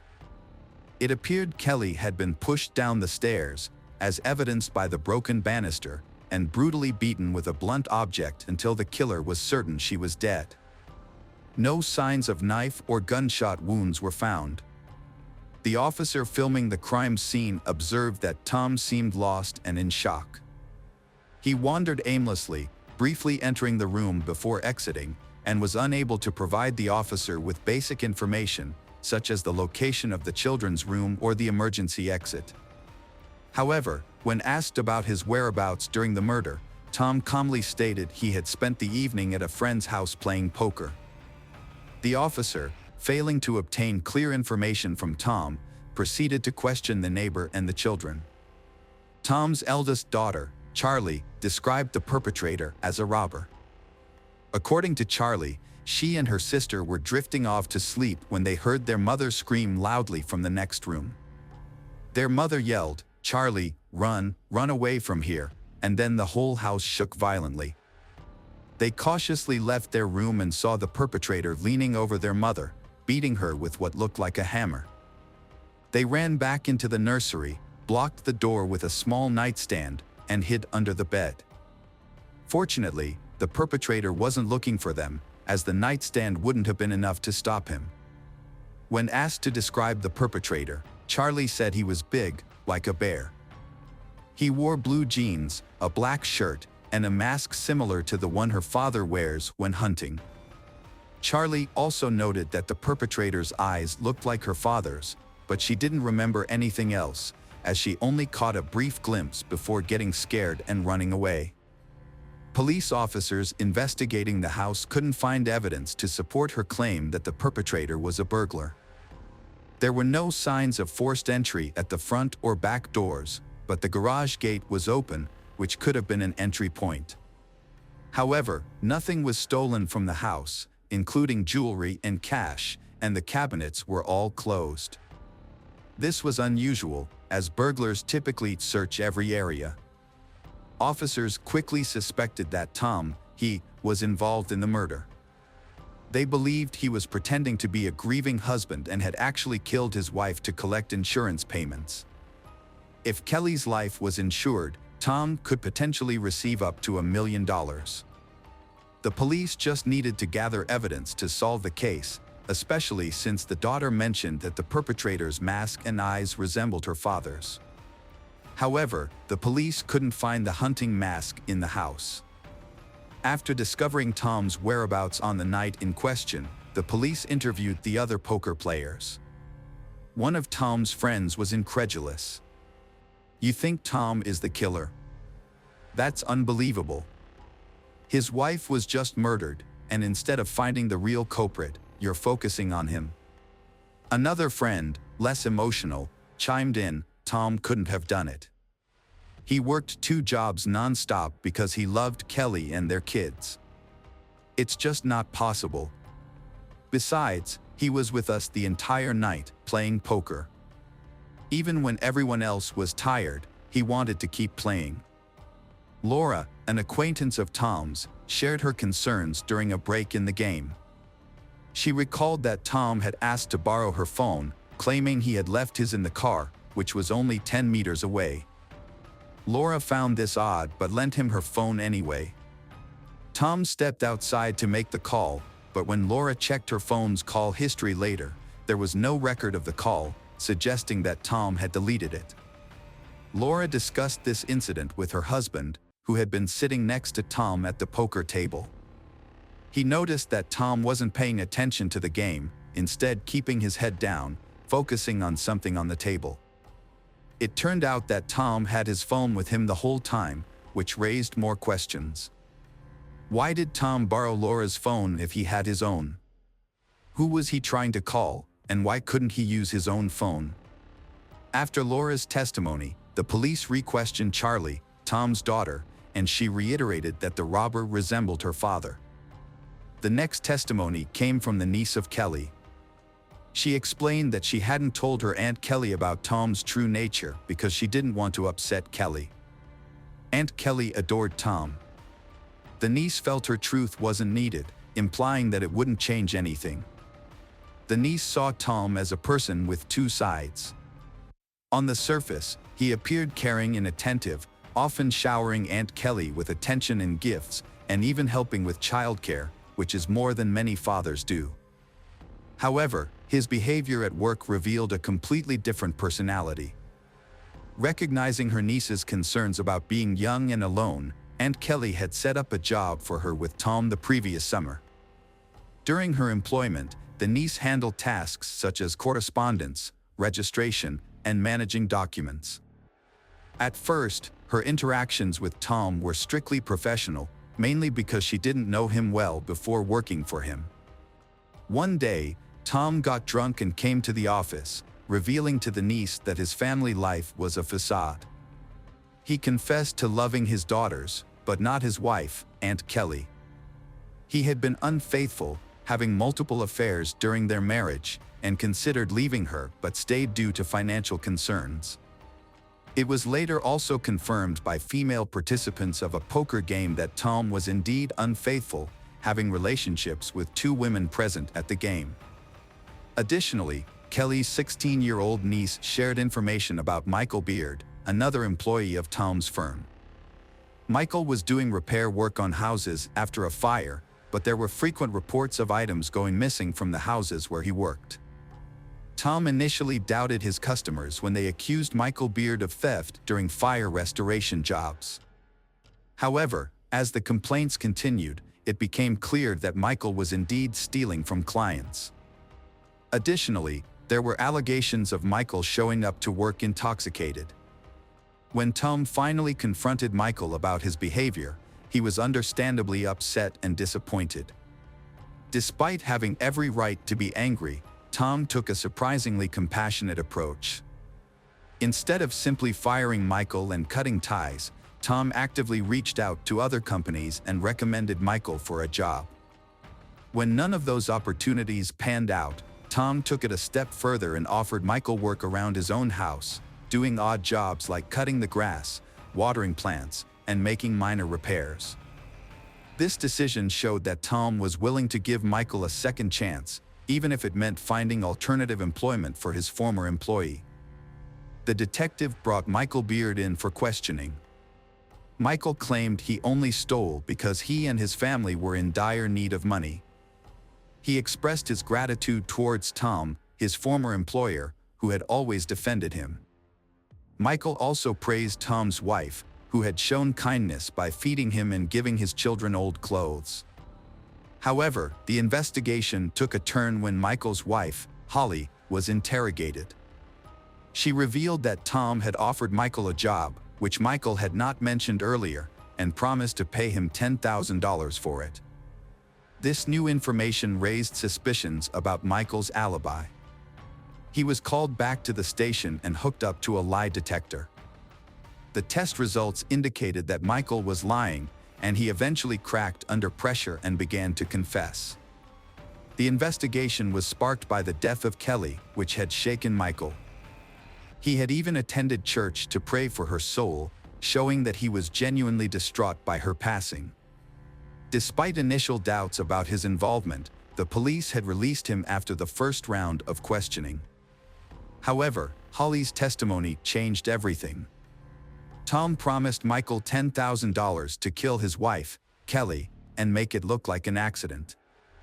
The plan was for Michael to sneak into the house while Tom was playing poker, strangle Kelly, and then start a fire to cover up the crime. The house was insured for a large sum of money. Michael found 2 cans of gasoline waiting for him in the garage, which he would use to set the fire. He quietly entered the house while everyone was asleep. He crept upstairs to Kelly's bedroom, but she was either awake or woken by the sound of the door. She saw Michael and began screaming. Kelly's screaming startled Michael, and he tried to strangle her. However, Kelly was stronger than she appeared and fought back. A fierce struggle ensued, moving from the bedroom to the kitchen. Michael was surprised by Kelly's strength, which made the fight much more intense than he had anticipated. Michael was in a state of shock and panic, flailing his arms wildly and grabbing at Kelly's clothes, unable to focus on the fight. In contrast, Kelly was fighting for her life, accurately aiming her blows at Michael's face. If the police had arrived at Michael's location sooner, they would have seen evidence of the beating he had taken. After a prolonged struggle, Michael slammed Kelly's head into the wall with great force, knocking her to the ground. She was unable to get up for some time. Michael then produced a hammer and continued to strike Kelly's head until she showed no signs of life. Consumed by rage and panic, Michael fled the house, forgetting that Tom had instructed him not only to kill Kelly but also to set fire to the house to conceal the crime. Mark Blandford, Michael's accomplice, was just the driver. Knowing Michael from working together and staying with him, Mark had not been surprised when Michael, known for petty theft, had asked him to drive during a break-in. Mark had mentioned that he had initially wanted to decline Michael's request, but that the offer of $500 had been tempting. After some deliberation, Michael had convinced him to participate. Michael's plan had been to rob a businessman, and he had needed Mark's assistance to make a quick getaway before the police arrived. Michael had also promised to help with the car. Mark had eventually agreed, but only on the condition that he could park the car at a safe distance from the house. Michael had accepted this condition. That evening, Mark had waited for Michael in the car in a dark alley, and Michael had come back quickly enough, breathing heavily and telling him to move as fast as possible. Michael hadn't had any bag or sack on him, which hadn't looked much like a robbery. Mark hadn't asked him any questions along the way, simply because he hadn't wanted to know anything. He had just wanted his $500, which he hadn't ended up getting.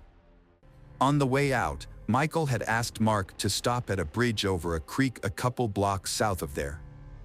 Mark had stopped there, and Michael had hastily stripped off his outer garments and thrown them off the bridge. Mark had offered to show the place if needed.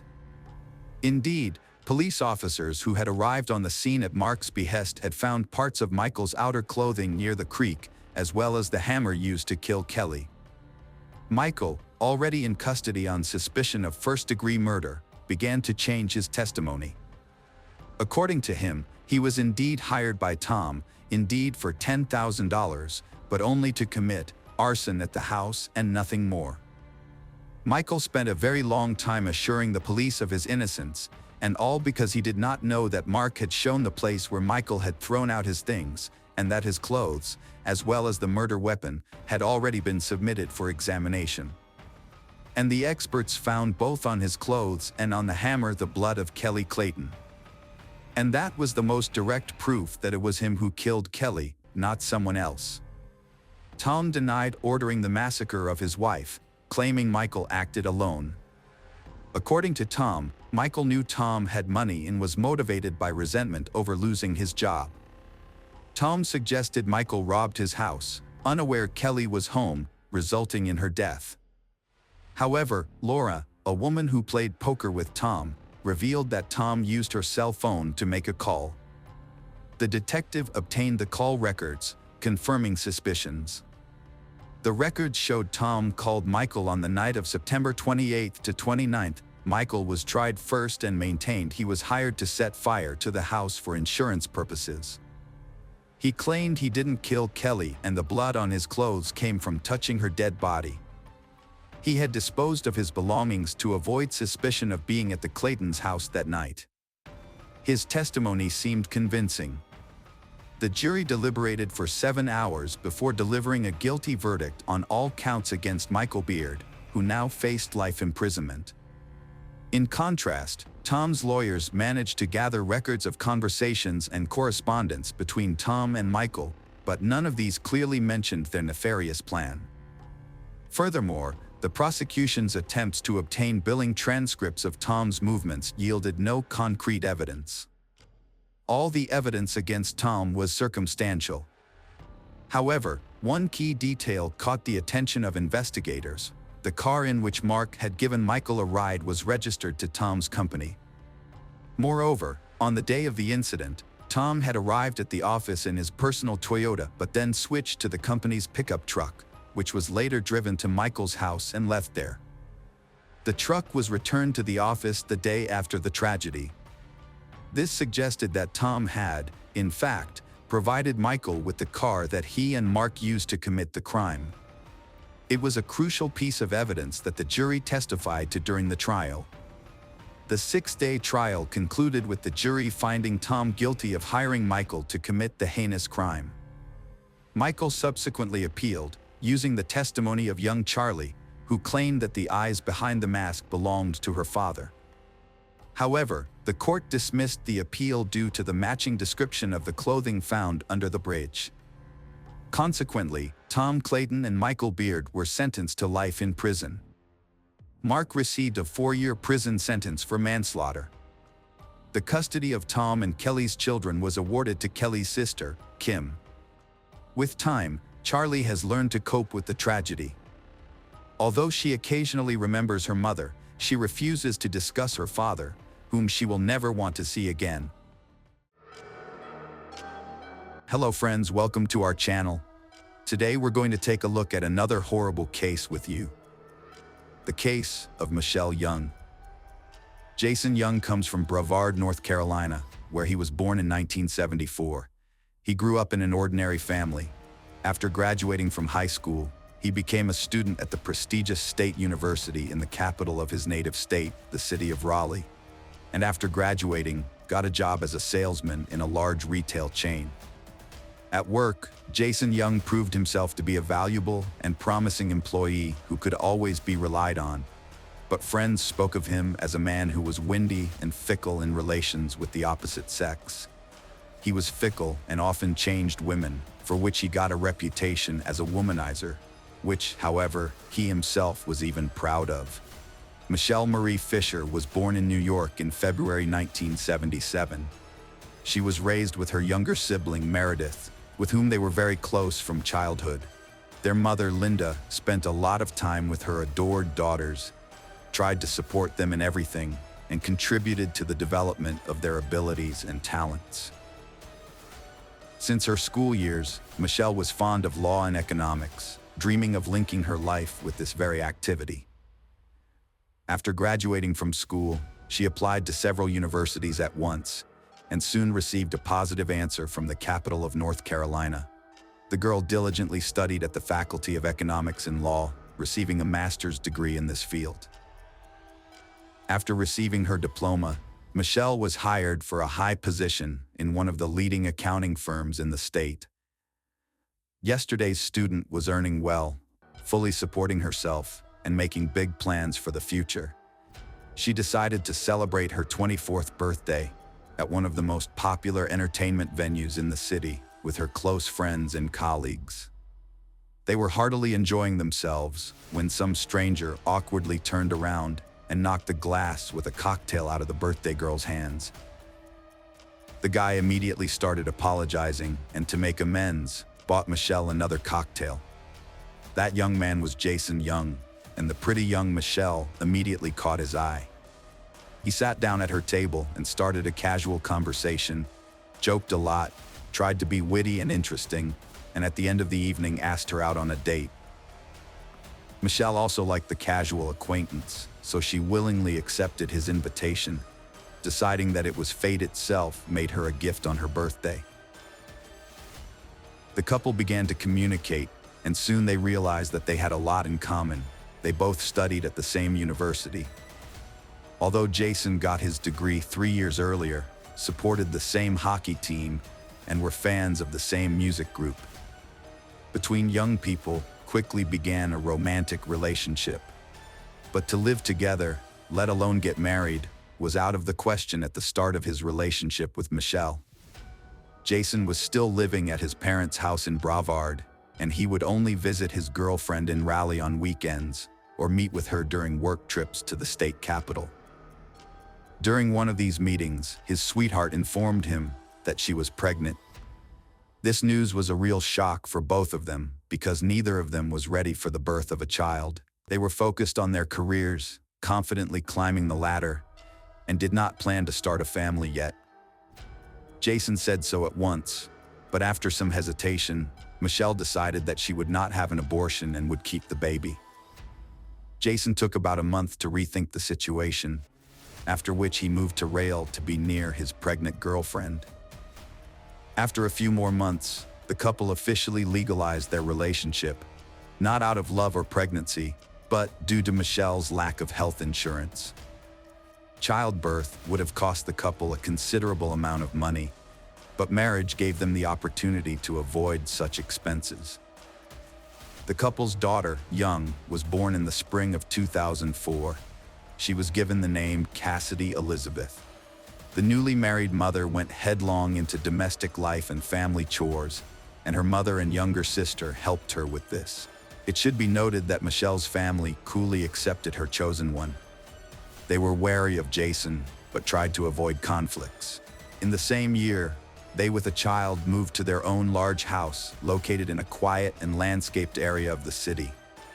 Mother Linda, who came to visit her daughter and granddaughter and help with the household, was the first to notice that there was a certain tense atmosphere in this family. Son-in-law Jason was too emotional and could potentially cause a strain right on the spot. But Michelle made every effort to resolve all the argumentative. In public, she behaved like the happiest wife and mother. Only Mother Linda could honestly describe what was truly occurring. An ominous omen occurred when Cassidy was barely 2 years old. Michelle became pregnant again, and she broke the news to her spouse, but he reacted calmly and seemed even happy about it. Soon, the family traveled by car to Brevard to personally inform Jason's parents of the happy news. They came to visit only for the weekend, and on the first day, they celebrated the upcoming addition to their circle of relatives. The next day, leaving their young daughter with her grandparents for a couple of hours, the couple went to a restaurant to celebrate the event together. As the couple was driving home, Jason, who was at the wheel, excessive steering, and the car went off the road and into a ravine. The couple were shaken but sustained only a few abrasions and bruises, and their lives were not in danger. However, Michelle had a miscarriage. Jason, on the other hand, took the news surprisingly calmly. The accident, the loss of a child, and some strange indifference of the husband, all this looked very suspicious. Later, Linda Fisher would call that accident a bad omen that no one paid proper attention to at the time. They had a mutual friend named Michelle Manny, whom they had known since their days at the same university. For some time, they did not see each other, but in the spring of 2006, shortly before the accident, Jason, during a work trip, accidentally met an old acquaintance. He told his wife about it, and together they decided to invite Manny to visit him. The young woman willingly accepted the invitation, but during her visit, she began to complain about her unhappy family life and problems in her relationship with her husband. At the same time, she constantly praised Jason and told his wife how lucky she was. Jason had frequently flirted with various women in the past, but this particular relationship quickly evolved beyond mere flirtation and friendly support. Jason Young and Michelle Manny started calling each other almost daily and secretly meeting up. Jason consistently explained his absences as being due to business trips, and his wife remained unaware of the truth. In the summer of 2006, Michelle informed her husband that she was pregnant again, but this time Jason was not happy at all. The wife did not understand what was happening. She felt that the beloved was away from her, but believed that this was due to the miscarriage that occurred a few months ago. Jason himself all this time was thinking hard about how to get rid of marital bonds with the least loss to himself. In early November, when Michelle was 5 months pregnant, her husband had another business trip. He traveled 300 miles away from home in his own car, but had booked a hotel room about halfway through the trip. That evening, a pregnant Michelle had a long conversation with her best friend on the phone, telling her about problems in the family and mentioning that she had had a big fight with her husband the night before he left. After the conversation, she went upstairs, put her daughter to bed and fell asleep next to her. About 10 in the evening, Jason reached the hotel and, as he claimed to be tired from the road, went straight to bed. In reality, he was scrutinizing all the entrances, exits, and the location of the security cameras, planning how to leave the hotel and then return undetected, preparing an ironclad alibi for what he thought would be the perfect crime. In the early morning hours, Jason called his wife's sister to ask for help. He said he wanted to give his wife a piece of jewelry for their wedding anniversary, but he had accidentally sent a page from an online store to the home fax machine. He worried that Michelle would see his gift and there would be no surprise. Meredith, though she disliked her son-in-law, still agreed to help him. The police chiefs of Wake County received a 911 call at 1:30 p.m. from 5108 Birchleaf Drive, the Enchanted Oaks area, after Meredith Fisher found her sister Michelle lying face down in a pool of blood in her bedroom. Fisher told the 911 dispatcher that she thinks her sister is dead. It looks like there are bloody footprints all over the house, like the little footprints of Michelle's daughter. Michelle Young died from severe injuries, having been struck in the head at least 10 times during a struggle. When Meredith arrived at her sister's house, she entered through a secret door in the garage that only family members knew about, and that was always unlocked. The house was suspiciously quiet, although the landlady's papers, keys, and wallet were in the hallway, indicating that she hadn't gone anywhere. When she went upstairs, Meredith saw that the bedroom door was wide open, but neither her sister nor her niece answered her call. When she walked into the room, she was met with a horrifying sight. Michelle lay on the floor next to the bed with a fractured skull, in a pool of her own blood. Blood was everywhere. On the walls, the furniture, and bloody child-sized footprints were visible next to the body. Sadly, there was nothing that could be done for the pregnant woman, as she had been dead for hours. Her sister quickly called for emergency assistance. Suddenly, she heard rustling under the bed, looked there, and saw little Cassidy, who looked at her incomprehensibly. Cassidy was not hurt, but she was frightened. The girl saw her mother's death and afterwards spent many hours by her body, as evidenced by the marks on the floor as well as the toys she brought to her mother. Later, forensic experts found a huge number of bruises, abrasions, and fractures on the body of the deceased, which spoke of a long and brutal beating. Michelle's teeth were knocked out, and her skull was fractured with a blunt, heavy object. Later, this instrument of crime was never found. A bloody pillow was lying next to the body, and the marks indicated that the victim had been smothered with it. Nothing was stolen from the house, which means that the night visitor had only one goal: murder. In addition, the locks had not been broken, and there were no signs of forced entry, indicating that the perpetrator had a key or knew about the secret door, which again was known only to family members. In such cases, the main suspect is typically the spouse of the deceased, but in this instance, the individual had an apparently flawless alibi. He asserted that he checked into his hotel room and did not depart until the following morning, when he attended a scheduled business meeting. A review of the records confirmed that Jason had used his room keycard in the evening to enter and in the morning to exit. However, a thorough investigation subsequently uncovered a multitude of irregularities and contradictions. For example, a hotel employee discovered early in the morning that the emergency exit was not only open, but also propped up with a cobblestone to prevent the door from slamming shut. When the investigation decided to check the surveillance camera pointed at that door to find out who had done it, it turned out that this very same camera had been deliberately disabled on the night of the crime. Moreover, it stopped recording about half an hour after Jason checked into his room. The weirdness didn't end there. It turned out that during the night, a man who looked like Jason was getting gas at a station between the hotel and the crime scene, but during the night, he was asked to provide identification as per the rules. He refused to do so, paid cash, and without waiting, quickly left the gas station. The attendant at the inquest identified Jason Young, but the man continued to deny everything, insisting that he had slept in his hotel room during the night.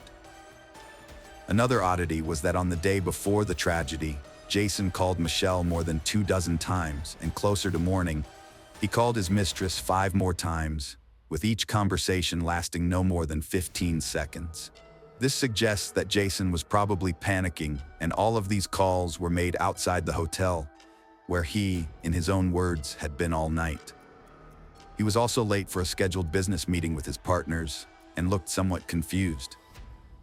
However, none of this evidence, either individually or all of them together, proved that Jason had indeed massacred his pregnant wife. Years of investigation and a long-awaited verdict, for almost 3 years, Jason lived the life he'd always lived. Moreover, he achieved custody of his young daughter, which was a serious blow to the relatives of his dead wife. By that time, he stopped hiding his relationship with Manny, who was once friends with the murdered Michelle, which only increased suspicion that it was Jason who committed this brutal crime. Jason was arrested only at the end of 2009, but then, despite the large amount of evidence to prove his guilt, the case failed because the jury did not come to a consensus.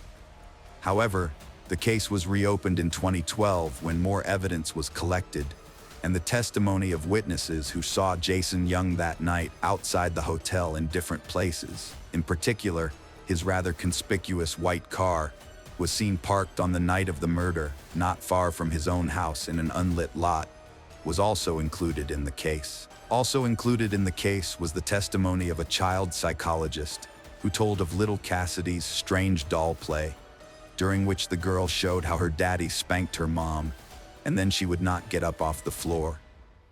Mani took the stand as a witness in court. She confessed that Jason had cheated on his wife with her, but justified it by saying that he was deeply unhappy in his family life, as he told everyone. Another former mistress of the defendant admitted that she was afraid of his outbursts of anger when he lost control and could hit her. After a long trial, Jason Young was finally found guilty of brutally assaulting his pregnant wife. For this crime, he was sent to prison for life with no right to ever be released. In 2014, convicted Jason filed his first appeal, but it was denied. In 2018, he again asked for a review of his case, but a panel of the State Court of Appeals again denied it. Cassidy was virtually orphaned. Her mother was murdered and her father went to prison for the crime. The girl is being raised by her aunt and maternal grandparents. On November 9, 2006, the body of Michelle Young was laid to rest. This marked the end of a chapter in her life. Michelle Young's death caused a lot of commotion and uproar in the community, as the reasons and circumstances leading to her death. Both locals and strangers felt saddened and outraged that a precious life had departed so suddenly. Hello friends, welcome to our channel. Today we're going to take a look at another horrible case with you. When an obsession transforms a quiet individual into a monster, it parallels many grave addictions akin to severe illnesses with psychological, biological, or social roots. This case involves a destructive habit. Whether it's an urge for alcohol, prohibited substances, gambling, or an obsessive need for a particular activity or interaction with a certain person or group, it's tragic. Addiction affects not just the individual, but also their loved ones who genuinely strive to help. The once prosperous and happy Amato family faced such a dilemma head-on. As all family members were healthcare professionals, they believed they could manage the situation without external assistance. However, by the time they recognized the severity of the issue, it was regrettably too late. This isn't merely a story of addiction, but of a young man's extreme obsession with a woman he had never met in person. Compounded by his addiction to forbidden substances and a pathological inclination towards theft, the situation spiraled into a horrifying outcome. Let's delve into this case to understand if there was any chance to alter the course of events and prevent the tragedy. Bloodshed at the family home occurred on January 25, 2019. A concerned man contacted the Soule County Police in Florida. He reported that his close friend and colleague, Cody Amato, a nurse, unexpectedly didn't show up for his shift at the hospital, which was highly unusual for him. The day before, Cody had left work about 15 minutes early due to some urgent family issues at home. He departed so hastily he even forgot to collect his pay for the day. Attempts to reach the 31-year-old Cody by phone were unsuccessful. He simply wasn't answering. His girlfriend stated that Cody went to his parents' house the previous day at his father's request, but never returned to her place. She too couldn't reach him. All these signs triggered alarming thoughts and prompted the dispatch of police officers to the provided address. The Amato family home, located in a suburb of Orlando, featured a large adjoining area with a stable and a horse walking area. Cody's car was parked in the driveway. Lights were on in several rooms of the house. Everything seemed ordinary at first glance. Doors and windows were intact. When the sheriff's deputy knocked, there was no response. Calls to the landline also went unanswered. The police then sought permission to enter. Upon approval, they cautiously unlocked the back door using a knife to slide the bolt. Inside, an eerie silence pervaded, although the lit rooms suggested someone must be present. Indeed, the homeowners were there. The officers first discovered the lifeless body of 59-year-old Chad Amato, lying on the kitchen floor in a pool of his own blood, with 2 close-range gunshot wounds to his chest. Next, at the staircase opposite the main entrance, they found Cody curled up and also deceased in a massive pool of blood. Lastly, 61-year-old Margaret Amato was found sitting at her computer in the home office. At first glance, she seemed to be napping with her head resting on her arm. However, blood splatters on the monitor and a large spreading stain beneath her head. The murder weapon, an IWE Jericho 941 pistol, was found next to Cody's body and later determined by forensic experts to have his fingerprints on it. There were no signs of break-in or external presence, and nothing appeared missing from the house. Initially, it seemed like Cody might have ended their lives after a family dispute before shooting himself in the chest. However, smeared blood on the front door suggested it was locked by someone leaving after the incident, indicating that the perpetrator wasn't among the deceased family members. Regarding a suspect, those familiar with or connected to the Amato family had little doubt. They pointed to their youngest son, 30-year-old Grant Amato. Grant had been missing since that evening. His car, a white Honda, along with some personal items such as a laptop from his room, were gone, implying that he had taken them with him. Grant was identified as a suspect, prompting a search to locate his whereabouts. Here's what we know about the Amato family. Margaret Amato, née Wade, married Chad Robert Amato in the mid-1990s. Margaret, 2 years older than Chad, was raising a 3-year-old son, Jason, from a marriage. Chad wasn't dissuaded by the fact she had a child. Instead, he embraced Jason as his own. In 1988, they welcomed their first child together, Cody. Their youngest son, Grant Tyan Amato, was born on May 20th, 1989. From childhood, the brothers shared a close bond. Raised in an affluent family environment, they rarely faced adversity. However, to enjoy certain privileges, they had to follow family rules, excel academically, help with chores, and demonstrate good behavior. Their parents held advanced degrees in healthcare. Margaret was a senior operational manager at a reputable private clinic, while Chad initially worked as a clinical pharmacist before transitioning to software specialization. The family's financial status allowed them to live comfortably in a spacious suburban home and indulge in breeding thoroughbred racehorses as a hobby. Jason left home at 18 after finishing high school to attend university and build his own life. He got married and settled down with his family in another state, but maintained close ties with his parents and younger brothers. Cody and Grant were nearly inseparable, attending the same school and joining the same sports teams. They also regularly visited the shooting range on weekends with their father.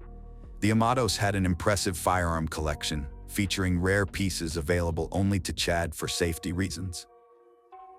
Grant was the youngest of the 3 sons, and naturally received much attention and care from everyone due to his frail and sickly nature as a child. This made him grow up shy and modest, finding it challenging to connect with peers outside of his brothers. Grant became particularly close to Cody after Jason grew up and left home following high school graduation. Eventually, both brothers pursued medical degrees and became anesthesiologists. Cody excelled in his studies, becoming the top student in his class. Both managed to land jobs in their field at a hospital. Cody a reputation as a reliable professional, but Grant frequently got into trouble and made errors, often needing his work double-checked. In the summer of 2018, Grant's career at the hospital ended scandalously. He was caught stealing strictly controlled sedatives, which caused euphoria and hallucinations, and were used rarely for anesthesia. The discovery led to police involvement, and Grant was arrested. During interrogation, he admitted to the theft, claiming he administered the drugs to patients who, in his opinion, were under-medicated. Many believed Grant was using or selling the drugs illegally, though there was no direct evidence of this. He was immediately suspended and later fired. His criminal case for theft was eventually dismissed, reportedly due to his parents' intervention. Unemployed and dependent on the internet after losing his job, the 29-year-old man, already a loner, became even more withdrawn. He spent weeks indoors, glued to his computer, mostly browsing adult websites. Grant never had a girlfriend and struggled with social interactions with women, leaving him feeling inadequate. He indulged in viewing adult content and frequently interacted with webcam models on specialized platforms, trying to fill the void of a non-existent personal life. This private interaction naturally came at a cost. Grant easily accessed funds from his parents' and older brothers' accounts for these activities. This obsession quickly spiraled into an addiction compounded by regular alcohol consumption. Yet Grant seemed content with this lifestyle, living off his family and spending their money without contributing anything in return. Eventually, his father issued an ultimatum: find a job soon, or he would have to leave home and lose any financial support from the family. Grant promised his father to resolve the issue but had no real intention of seeking employment. He claimed he would become a streamer, earning by broadcasting video games. Grant's parents, considering it better than nothing, agreed to set up a streaming station for him. In reality, He was locked in his room indulging in his favorite pastime, visiting adult-only websites.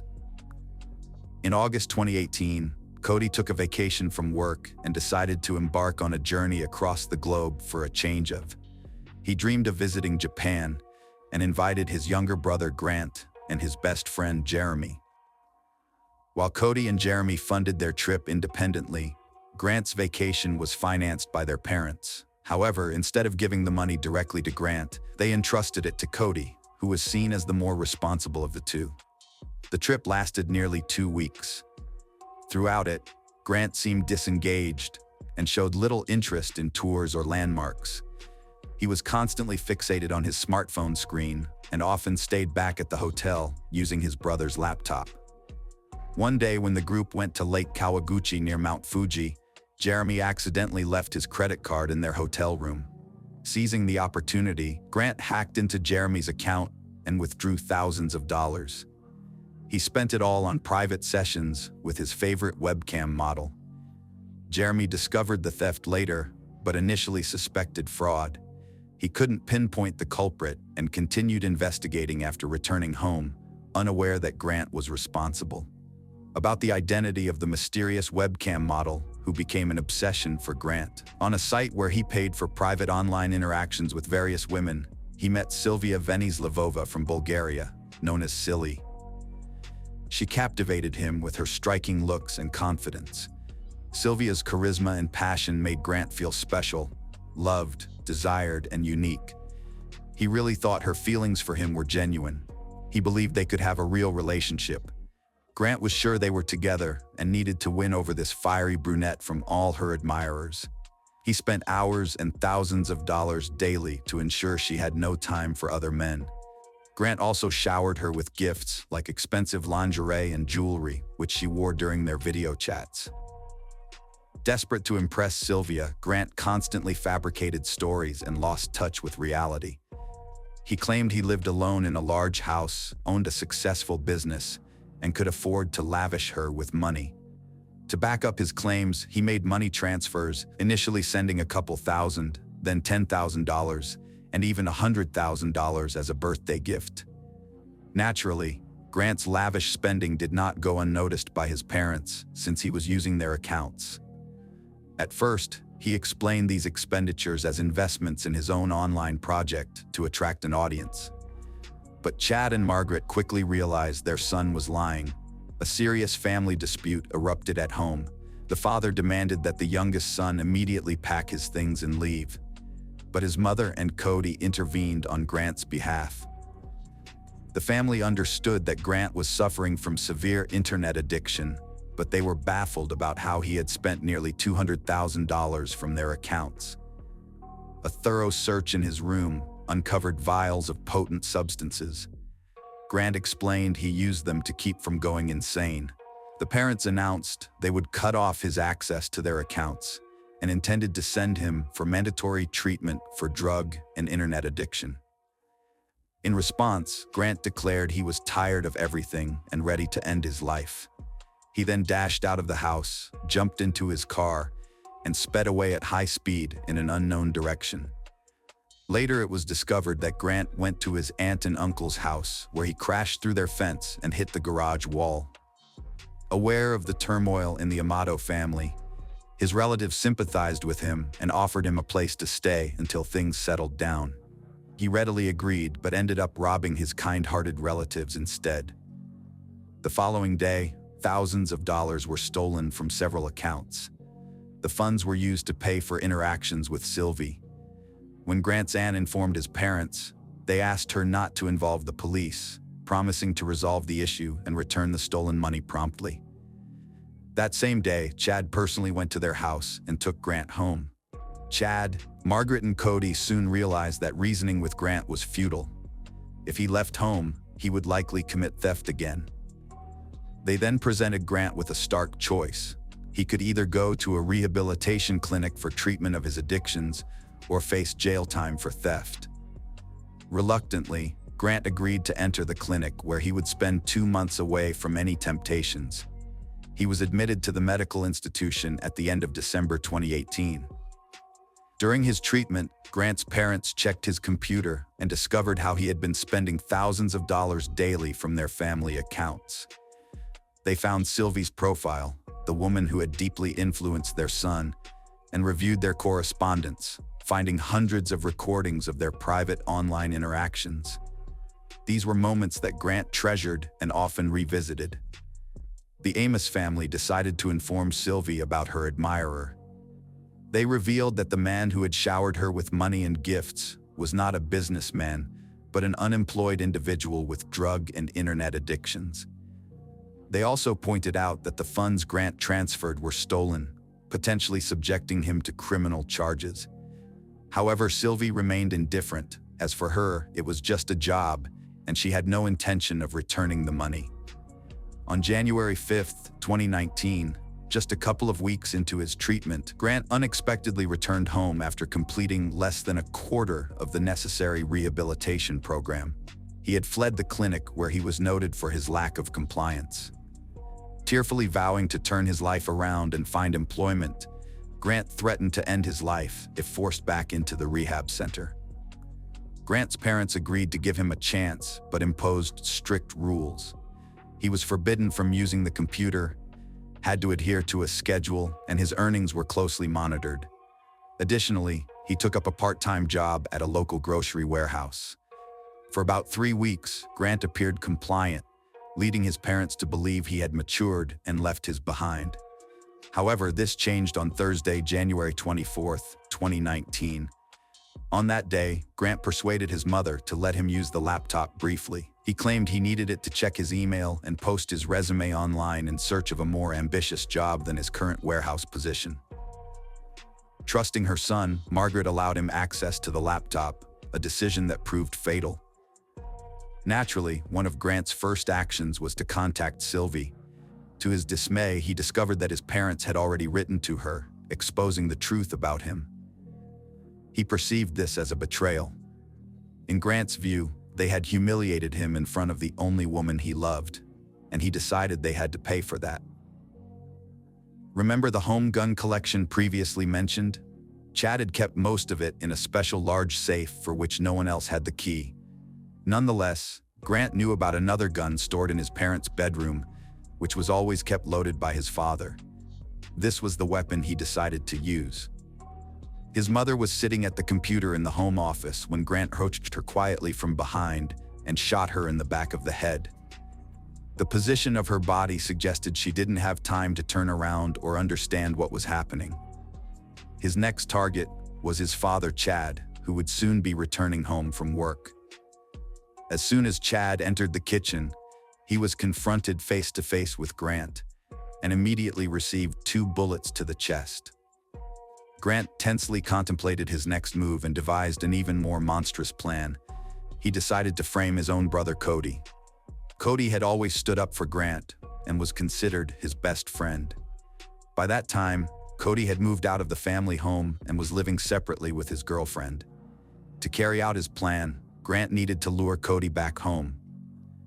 Grant, using his now deceased father's phone, sent several messages urging his brother to return home immediately due to an undefined emergency. He didn't provide details, confident that this would prompt a quick response. His assumption proved accurate. Cody left work early and hurried home. Upon entering the house, he barely reached the bottom of the staircase leading to the 2nd floor before being shot and collapsing. Cody didn't die instantly. He realized the gravity of the situation, but was powerless to act. Afterwards, Grant methodically wiped fingerprints off the pistol and placed it in Cody's hand to leave prints, staging the scene to suggest Cody had shot their parents and then himself. The rest of the evening, Grant calmly packed his belongings, downloaded communication files with Sylvie from the computer, and even texted her. Having concluded his tasks, he loaded essentials into his car and drove away. The police quickly tracked Grant down and arrested him at a small roadside motel in Orange County within just over a day. He wasn't surprised but expressed disappointment at being found so quickly while staunchly denying guilt during interrogation. He concocted tales of his father's alleged cruelty toward himself, his mother, and brother. Grant claimed that his father tried to separate him from his girlfriend Sylvie, whom he professed true love for. Regarding the tragic events at their family home on January 24, 2019, Grant's account was confusing and inconsistent. He suggested there had been a fight between his father and brother. According to him, Cody grabbed a gun and killed Chad, with Margaret becoming an accidental victim. He maintained that he could only guess at these events' chronology as he wasn't present himself. He spent the night in his car with his belongings. In the morning, he simply drove away without realizing the tragedy that had occurred at home. His narrative came across as inconsistent and implausible. Furthermore, the evidence indirectly pointed to him as the sole perpetrator. Consequently, Grant was arrested as the primary suspect in the triple homicide of his family members. Unable to post a $750,000 bond, he remained in custody, awaiting trial. The trial began on July 15, 2019. Notably, almost all witnesses who testified in court spoke against Grant. This included his older brother Jason, relatives, and Cody's friend Jeremy, from whom Grant had stolen money during their trip to Japan. Those closely acquainted with him described Grant as prone to various addictions, a pathological thief and liar. The main piece of evidence against Grant was a significant bank transfer from Chad's account to Grant's account. This transaction took place late at night when all family members were already deceased. To confirm the transaction, Grant used his deceased father's finger for identification purposes. The prosecution advocated for the death penalty, while his defense argued that Grant was ill and required treatment. On August 12, 2019, a verdict was delivered. The court found 30-year-old Grant Amato guilty of first-degree triple homicide and sentenced him to life imprisonment without the possibility of parole. On April 10, 2019, 17-year-old Tristan Borlas, who murdered his parents at their family home in Deep Gap, North Carolina. That Wednesday evening, a girl called emergency services, reporting a large amount of blood in her house and 3 missing family members, her parents and her younger brother, none of whom were answering their phones. The police immediately dispatched officers to Deep Gap, a small town near the border of Watauga and Wilkes counties. Upon arrival, officers discovered blood on the stone steps leading to the house, on the porch, and on the doormats. The search revealed the body of Jeffrey Borras under a hammock behind an outbuilding, with multiple stab wounds to the abdomen. Later, around 10:30 p.m., they found a pickup truck hidden in the woods. Inside, they discovered the body of a woman covered with a blanket and bags of mulch piled on top. Jeffrey Borras, Tristan's father, was born on April 16, 1975, into a deeply religious family. His father, Pastor Harry Borras, was a member of the Conservative Church of the Spiritual Bible Brotherhood, a strict religious movement. Jeffrey was raised in an environment of strict religious discipline, constant Bible study, and moral edification. Entertainment, laughter, and bright clothing were strictly forbidden. Good deeds, charity, missionary work, love for enemies, and nonviolence were considered virtues. Jeffrey internalized these teachings, growing up to be a kind, loving, gentle, and patient individual. During his youth, he secured a summer job at a water park in Missouri. On his first day of work, he met a charming girl who would later become an important part of his life. The family was known for their strong faith and active involvement in their church and community. Jeffrey's upbringing in such a devout household was intended to instill a deep sense of morality and duty. Despite this, the family was not immune to tragedy. The events of April 10, 2019 were shocking and inexplicable to those who knew them. Tristan, raised in the same religious environment, committed an act that was completely at odds with the values he had been taught. As the investigation unfolded, details about the family's dynamics and Tristan's state of mind began to emerge. Neighbors and friends were bewildered, struggling to understand what could have driven a young man from such a devout family to commit such a heinous act. A girl named Tanya met a boy named Jeffrey. They were the same age, shared the same views, and had similar upbringings. Like Jeffrey, Tanya grew up in a family where Christian values were central.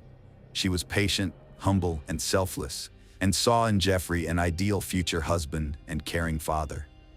She gave Jeffrey a photo of an elderly couple holding hands, saying, "One day, this will be us." Jeffrey's mother, Katie Brown, had prayed for a God-loving wife for her son, and her prayers were answered. The young lovers married and lived according to their religious beliefs. The photo was kept in the family album. Later, the young couple had their first child, a charming girl named Taylor, followed by 3 more children. Tristan was the youngest. Taylor, as the oldest, took care of and supported her siblings.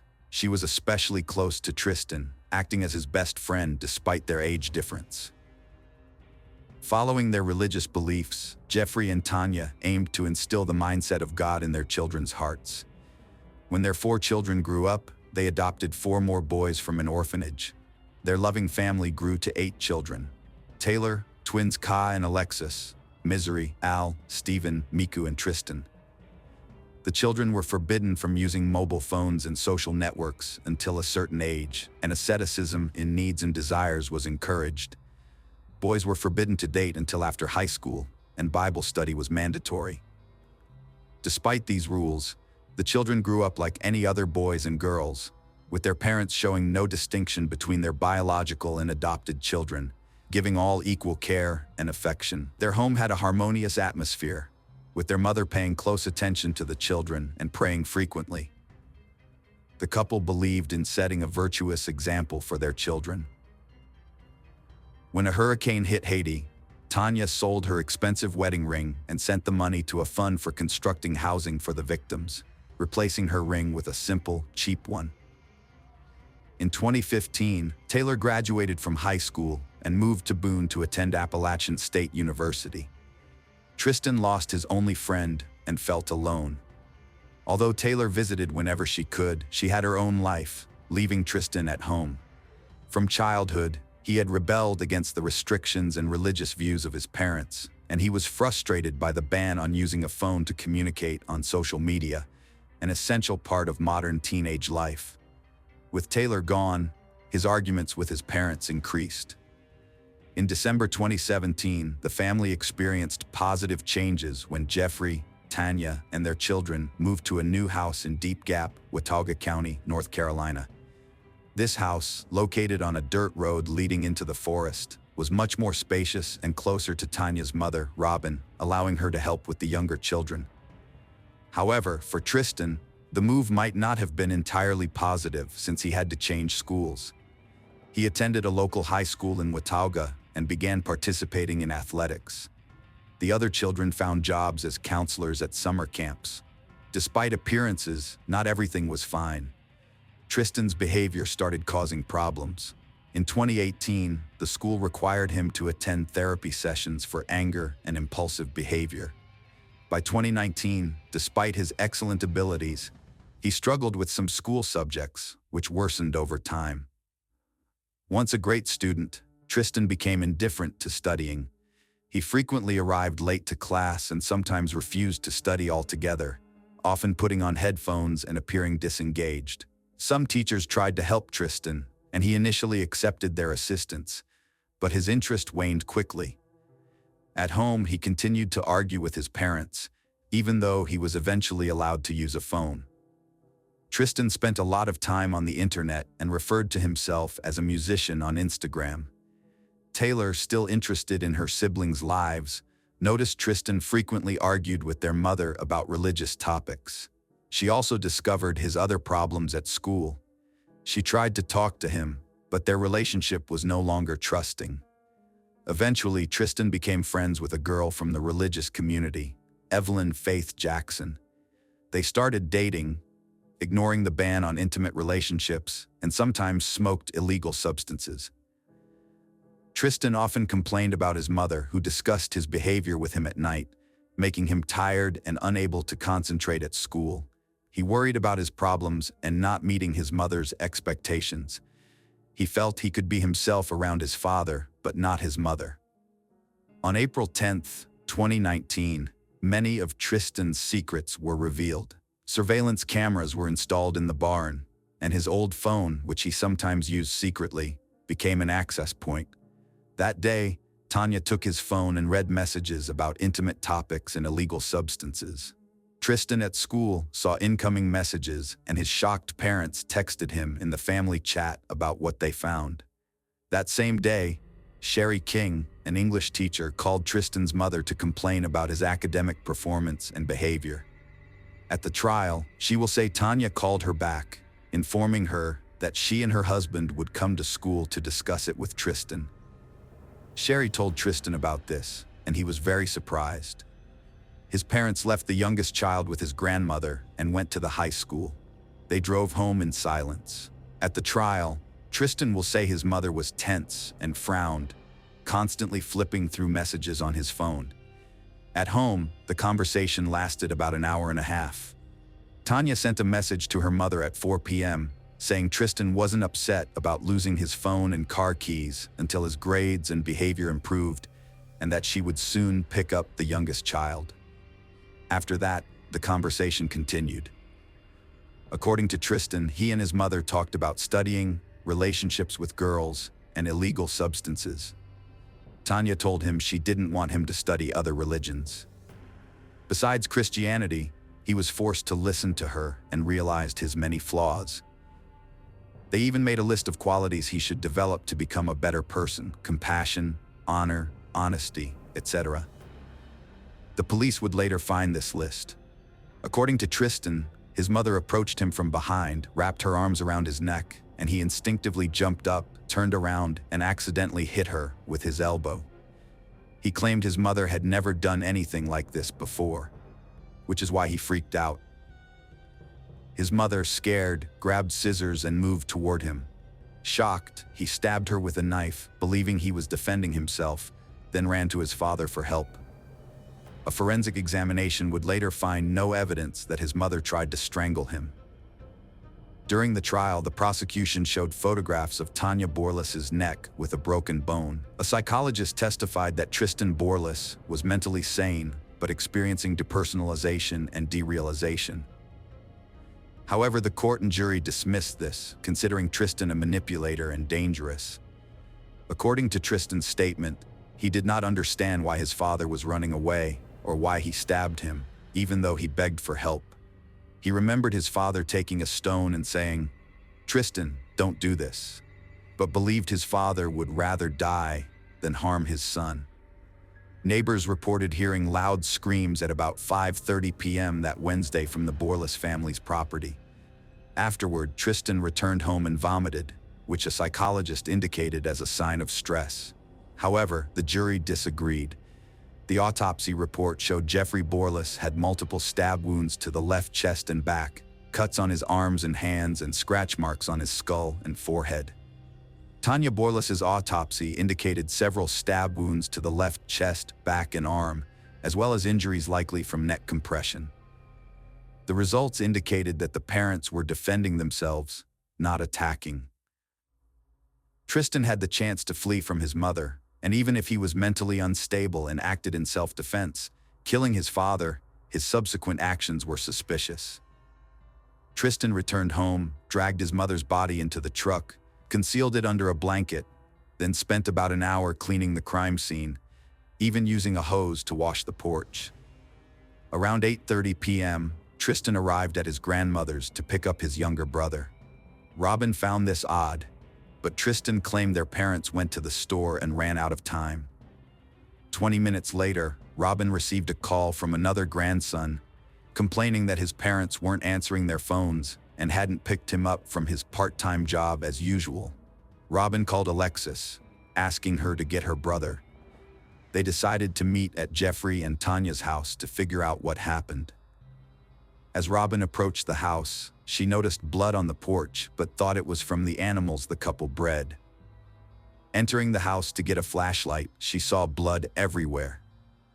Alexis then ran in, saying she found a body under a hammock near the animal shed and saw Tristan, with blood on his face, driving away. Alexis called emergency services, and the operator advised her to lock herself in the car with her family and wait for the police. The police arrived 10 minutes later. After several hours outside and talking to officers, They went to the station and were informed that Jeffrey and Tanya Borlas had been found dead. During the crime scene inspection, detectives discovered a video surveillance system inside the house. They found the monitor broadcasting live video and requested a warrant to obtain the data from the service company. Meanwhile, Tristan contacted his friend Evelyn and went to her house. Evelyn noticed several scratches on his forehead and hands, but Tristan claimed they were from an argument with his parents and playing with the dog. Evelyn recalled seeing 3 scratches on his forehead, a wound on his arm, a cut on his finger, and a bruised nail. Following the crime, Tristan swiftly took to Snapchat, sharing a photo of his injuries, attributing them to his father's dog, as recounted by his girlfriend. She confirmed the injuries depicted in the photo mirrored what she had witnessed earlier that evening. Tristan opted to spend the night at Evelyn's residence. The subsequent morning, they initially planned to attend school, but had a change of heart. Suspecting Tristan's intent to flee his parental constraints, Evelyn extended an offer for him to seek refuge with one of her relatives, an offer he accepted. They embarked on a journey to another state on April 11th. Meanwhile, the sheriff's office gained access to video surveillance footage at the Boris household, shedding light on the intricate details of the crime. An arrest warrant was swiftly issued for Tristan. Officer Matthew received intelligence suggesting Tristan's presence in Tennessee, prompting him to enlist the assistance of Robin for the apprehension. Tristan, accompanied by Evelyn, noticed the telltale blue lights of police cars trailing them, prompting suspicions that his parents had reported the car stolen. Attempting to evade capture, he ultimately succumbed to the inevitable, his Ford encircled by police vehicles. Evelyn's shock was palpable as she witnessed her boyfriend being handcuffed and escorted into a police cruiser. Officers observed Tristan's lack of distress or concern. Subsequent to his interrogation on April 11th, 2019, Tristan, a mere month shy of his 18th birthday, confessed to all charges, leading to his incarceration without bail. Later, officers secured warrants to investigate Tristan's Snapchat account and his arsenal of 5 phones for potential evidence. A thorough search was also conducted at a residence on Orchard Road, unearthing a plethora of items. Additionally, a search was carried out on a Ford F-150, revealing further incriminating evidence. The meticulous investigation of Tristan's girlfriend's residence in Boone revealed a plethora of additional items, ranging from a pillowcase to a zip-up hoodie and a notebook. Tristan's feeble attempt at self-defense crumbled under the weight of evidence, leaving his narrative in shambles. The somber procession of Jeff and Tanya's funeral procession on April 17, 2019. With solemn reverence, Pastors William Cran and Brad Gray presided over the ceremony, offering solace to the grieving hearts of the children left behind. Despite the weight of their loss, these resilient souls found the courage to compose a poignant obituary, a testament to the enduring love and selflessness of their departed parents. In the aftermath of the funeral, Taylor visits her incarcerated brother for the first time.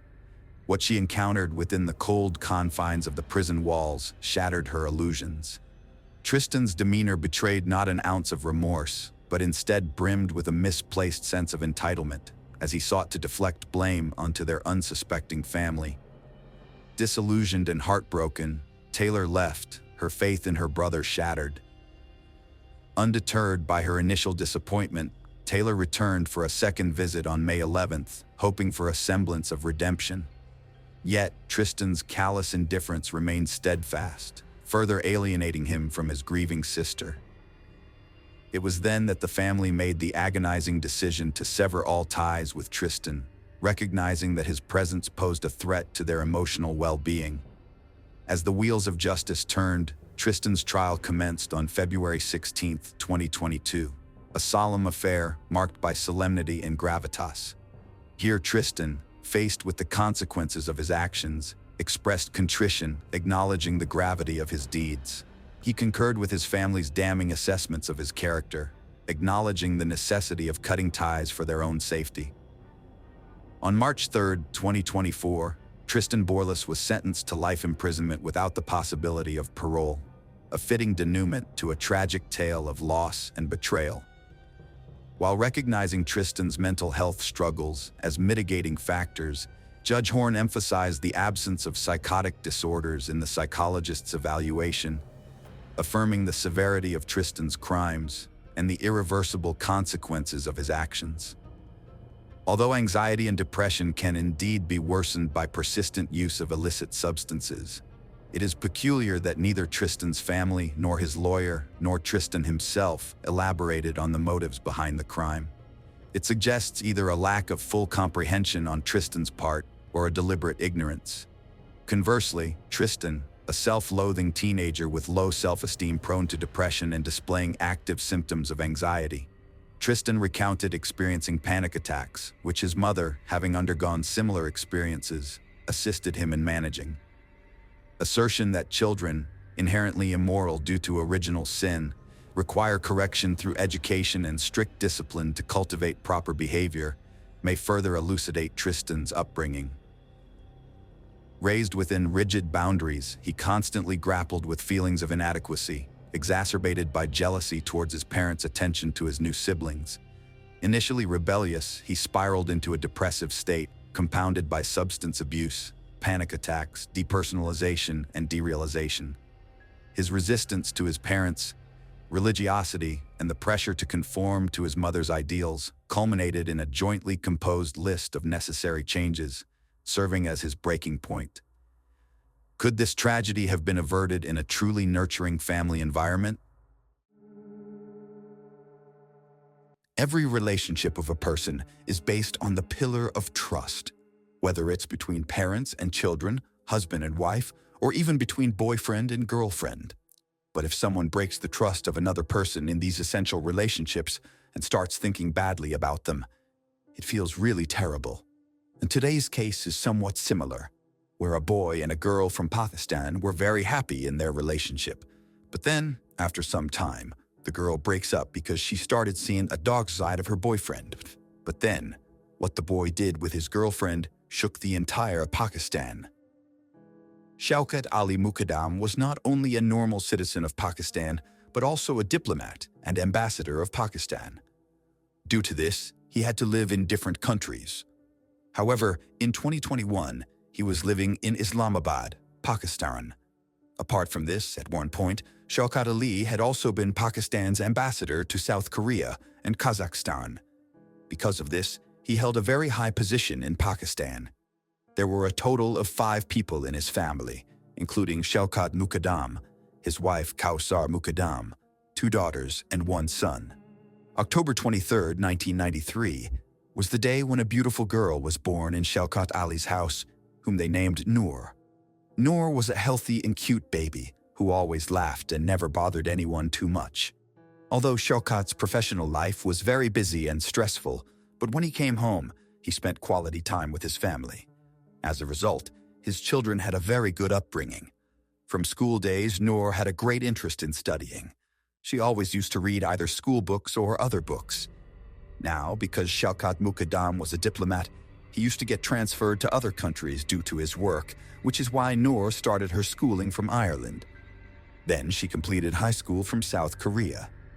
After South Korea, the family moved to Kazakhstan, but Noor thinks about completing her college in the US, where her older sister Sarah also lived. However, after the US, Noor returned to Pakistan, Islamabad.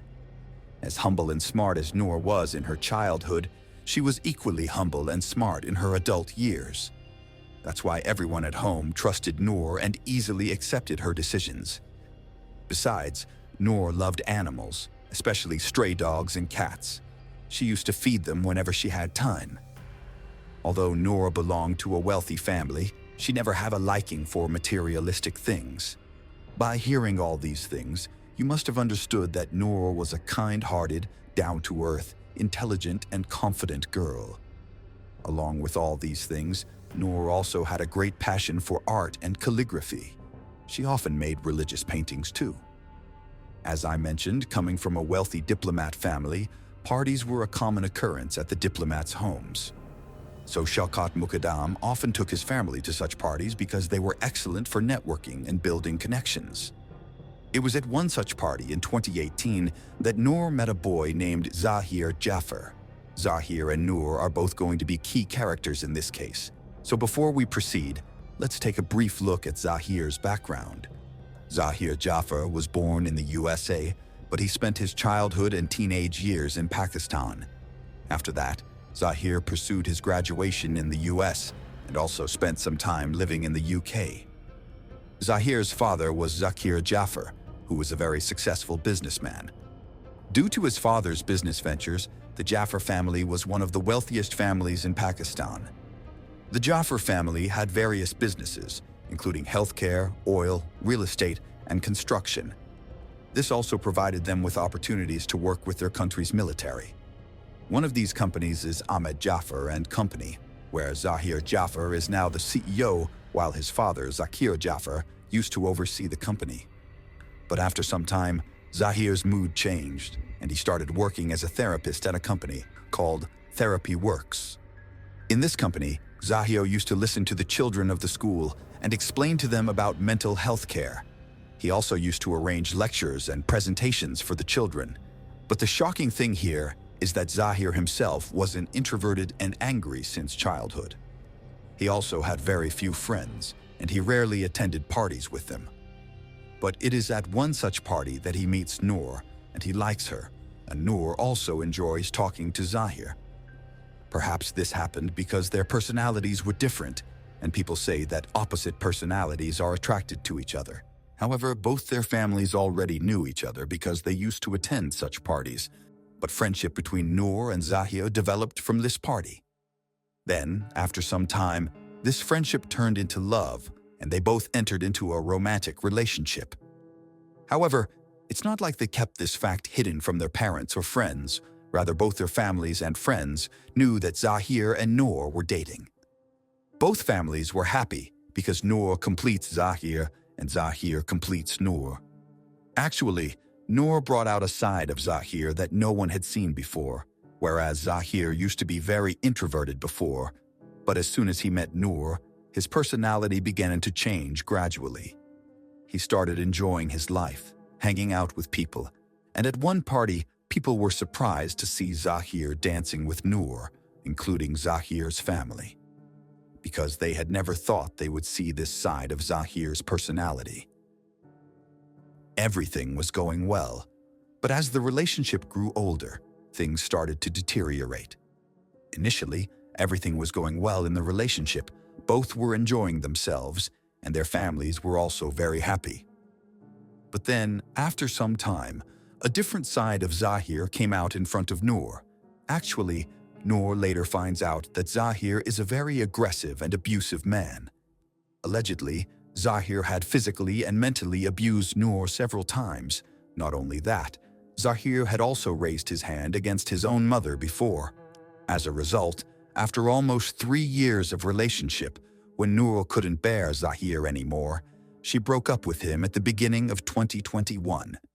In both families, there was dissatisfaction over their children ending the relationship.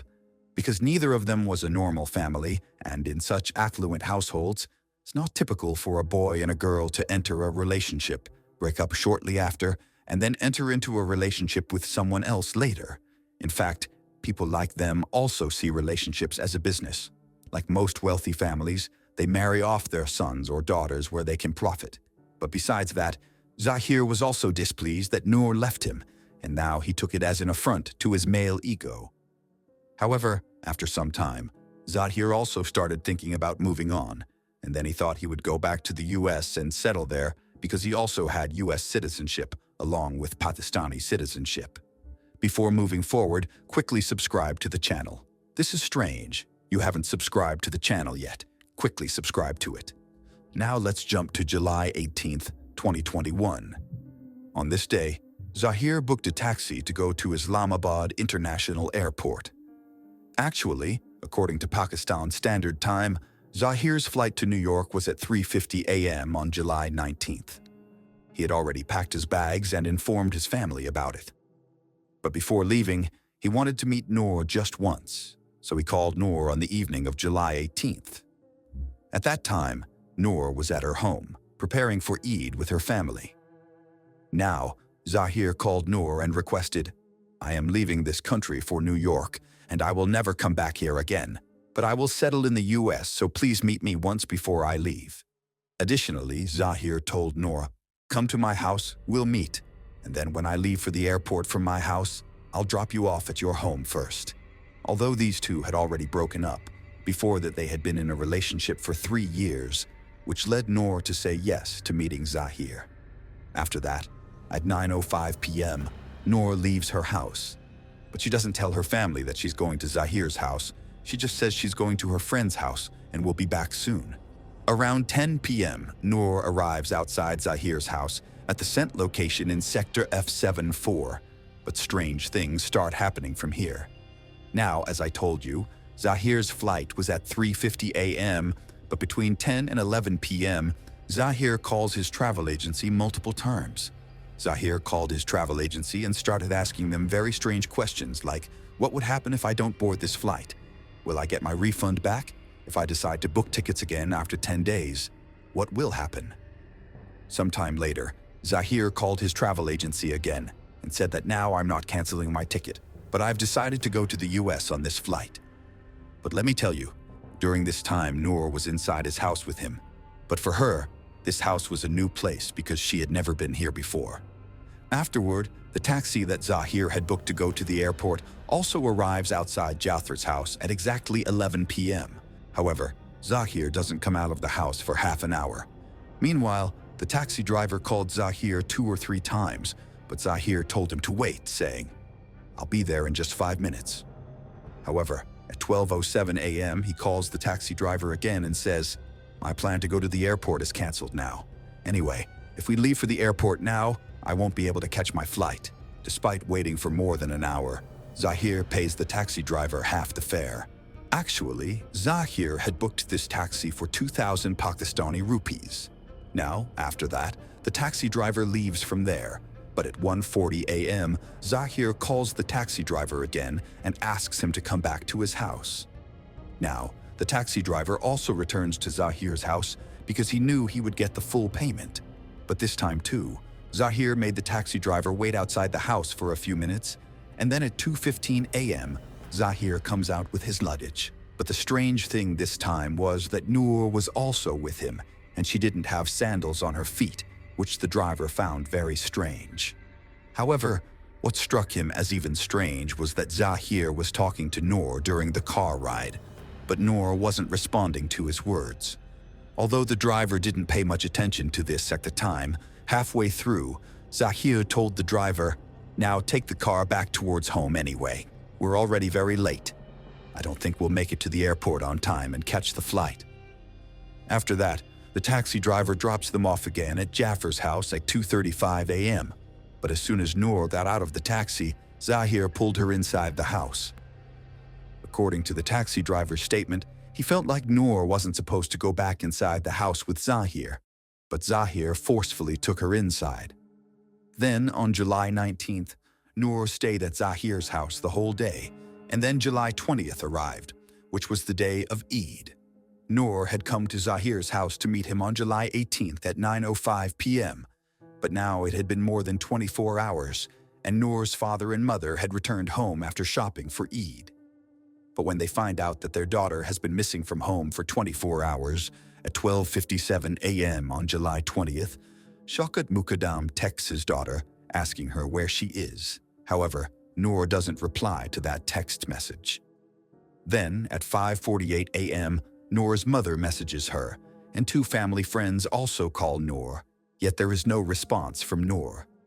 This causes worry for Noor's parents, and they were about to inform the police about it. But at 10:43 a.m., Noor sends a voice recording to her mother.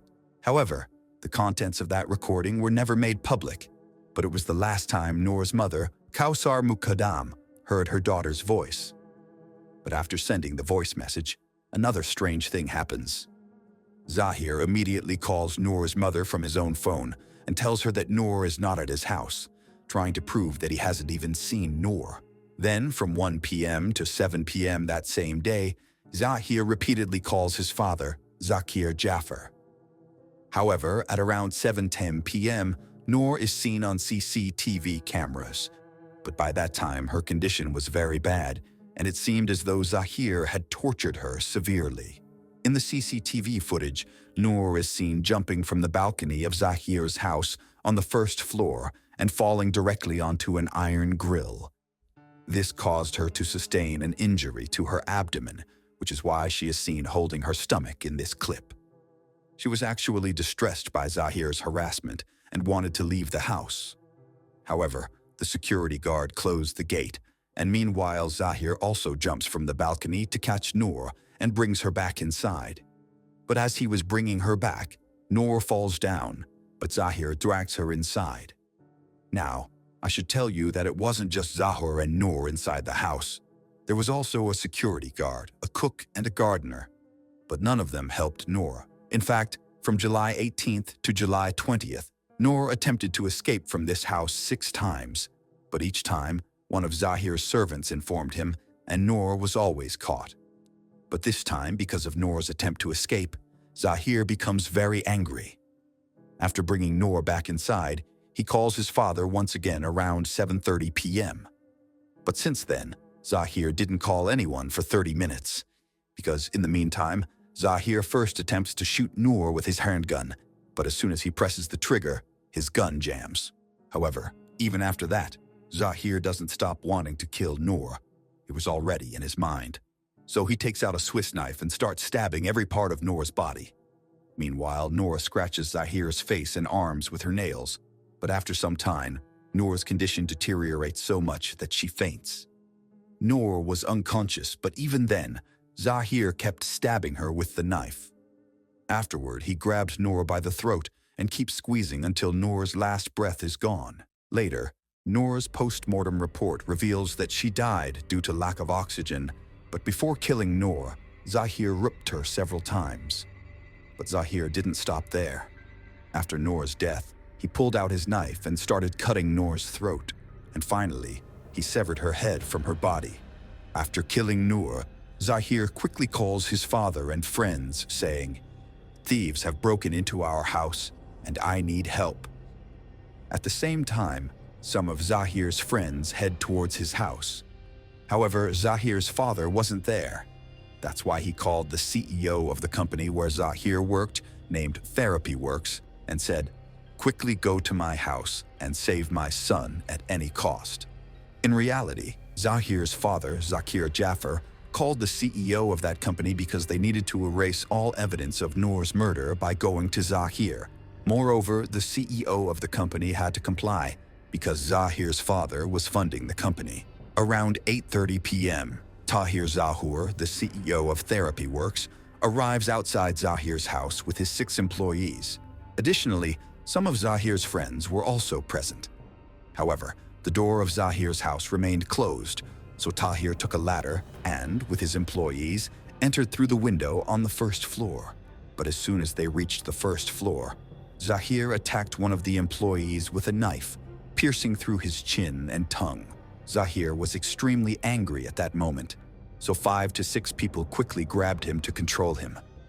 After this, Zahir's hands were tied behind his back, and ropes were also tied around his feet. But as soon as the people went inside Zahir's room from the balcony, they were stunned. In fact, there was blood everywhere on the floor, even on the walls of the room. Then they saw Noor's body in the center of the room, but her head was 3 feet away from her body. Now, everyone inside the room was astonished to regain control over Zahir, and after seeing Noor's dead body. But in the meantime, the neighbors were also quite alert, because when Zahir was being caught, he was screaming a lot, which made his neighbors call the police. After that, the police arrived there, and then on July 20th, around 10 o'clock at night, the police called Shavkat Muqaddam to inform him that his daughter had been murdered. Hearing this sad news, Muqaddam's family home was engulfed in mourning because their youngest and dearest daughter was no longer in this world. But Noor's family knew who had done all this, and now they wanted to punish Zahir according to Pakistan law, meaning the death penalty. After that, the police arrested Zahir, but now they were worried about how Zahir would confess his crime. But Zahir did something very strange here too. As soon as the police caught Zahir, he confessed in a short while that he was the one who had killed Noor, and he had done so because he loved Noor very much. He had even proposed marriage to Noor, but she had rejected his marriage proposal and later broke up with him. This hurt Zahir's ego, so he booked his and Noor's one-way tickets to New York for July 19th. But before this, Zahir had decided that if Noor agreed to go to New York with him, they would get married and settle in New York. But if Noor didn't agree, he would kill her. However, from July 18th to 20th, Zahir tried to convince Noor for marriage, but when Noor refused to marry him, Zahir finally assaulted her very brutally. Although all the servants in Zahir's house knew what Zahir did with Noor, none of them tried to stop him even once, not even daring to call the police, because they were afraid that if they did, Zahir would not spare them. Now, even though Zahir had confessed his crime in front of the police, when the case went to court, he was behaving strangely in court. Firstly, he entered the court looking disheveled as if he hadn't bathed for days. Besides, he shouted loudly in the courtroom, even abusing the judge. Furthermore, the police had to drag him into the court and out of the court forcefully. However, he was doing all these things to prove that he is mentally unstable, and because of this, he should be spared from the death penalty for the murder of Noor. If it were proven that Zahir is mentally unstable, then firstly, his punishment would be reduced, and secondly, he would escape the death penalty. Actually, Zahir had schizophrenia, and he wanted to take advantage of it by telling the court that he is mentally unfit. Actually, schizophrenia is a serious mental illness in which a person is mostly lost in the world of imagination and knows very little about the real world. Because of this, he often behaved strangely. But when Zahir's medical examination was done, the report clearly stated that Zahir is mentally fit, and whatever he did with Noor, he did it consciously. But this made it clear that Zahir was an abuser and an aggressive person. Besides, there were many harassment cases against Zahir in both the US and Pakistan. In this case, during the ongoing trial in court, the entire Pakistan raised its voice for justice for Noor. Rallies and marches were held every day. As a result, on February 24, 2022, Noor received justice, and Zahir was sentenced to 2 death penalties, one for physically assaulting Noor and the other for her murder. Additionally, his 2 house staff, Iftikhar and Mohammed Jan, were also sentenced to 10 years in jail. Looking at the photos, you wouldn't know much, but Zahir was a powerful, tall, and aggressive man with whom a sweet and innocent girl, Noor, spent almost 48 hours. And those 48 hours were nothing less than hell for her. So with this, the Noor Muqaddam murder case comes to an end right here. If you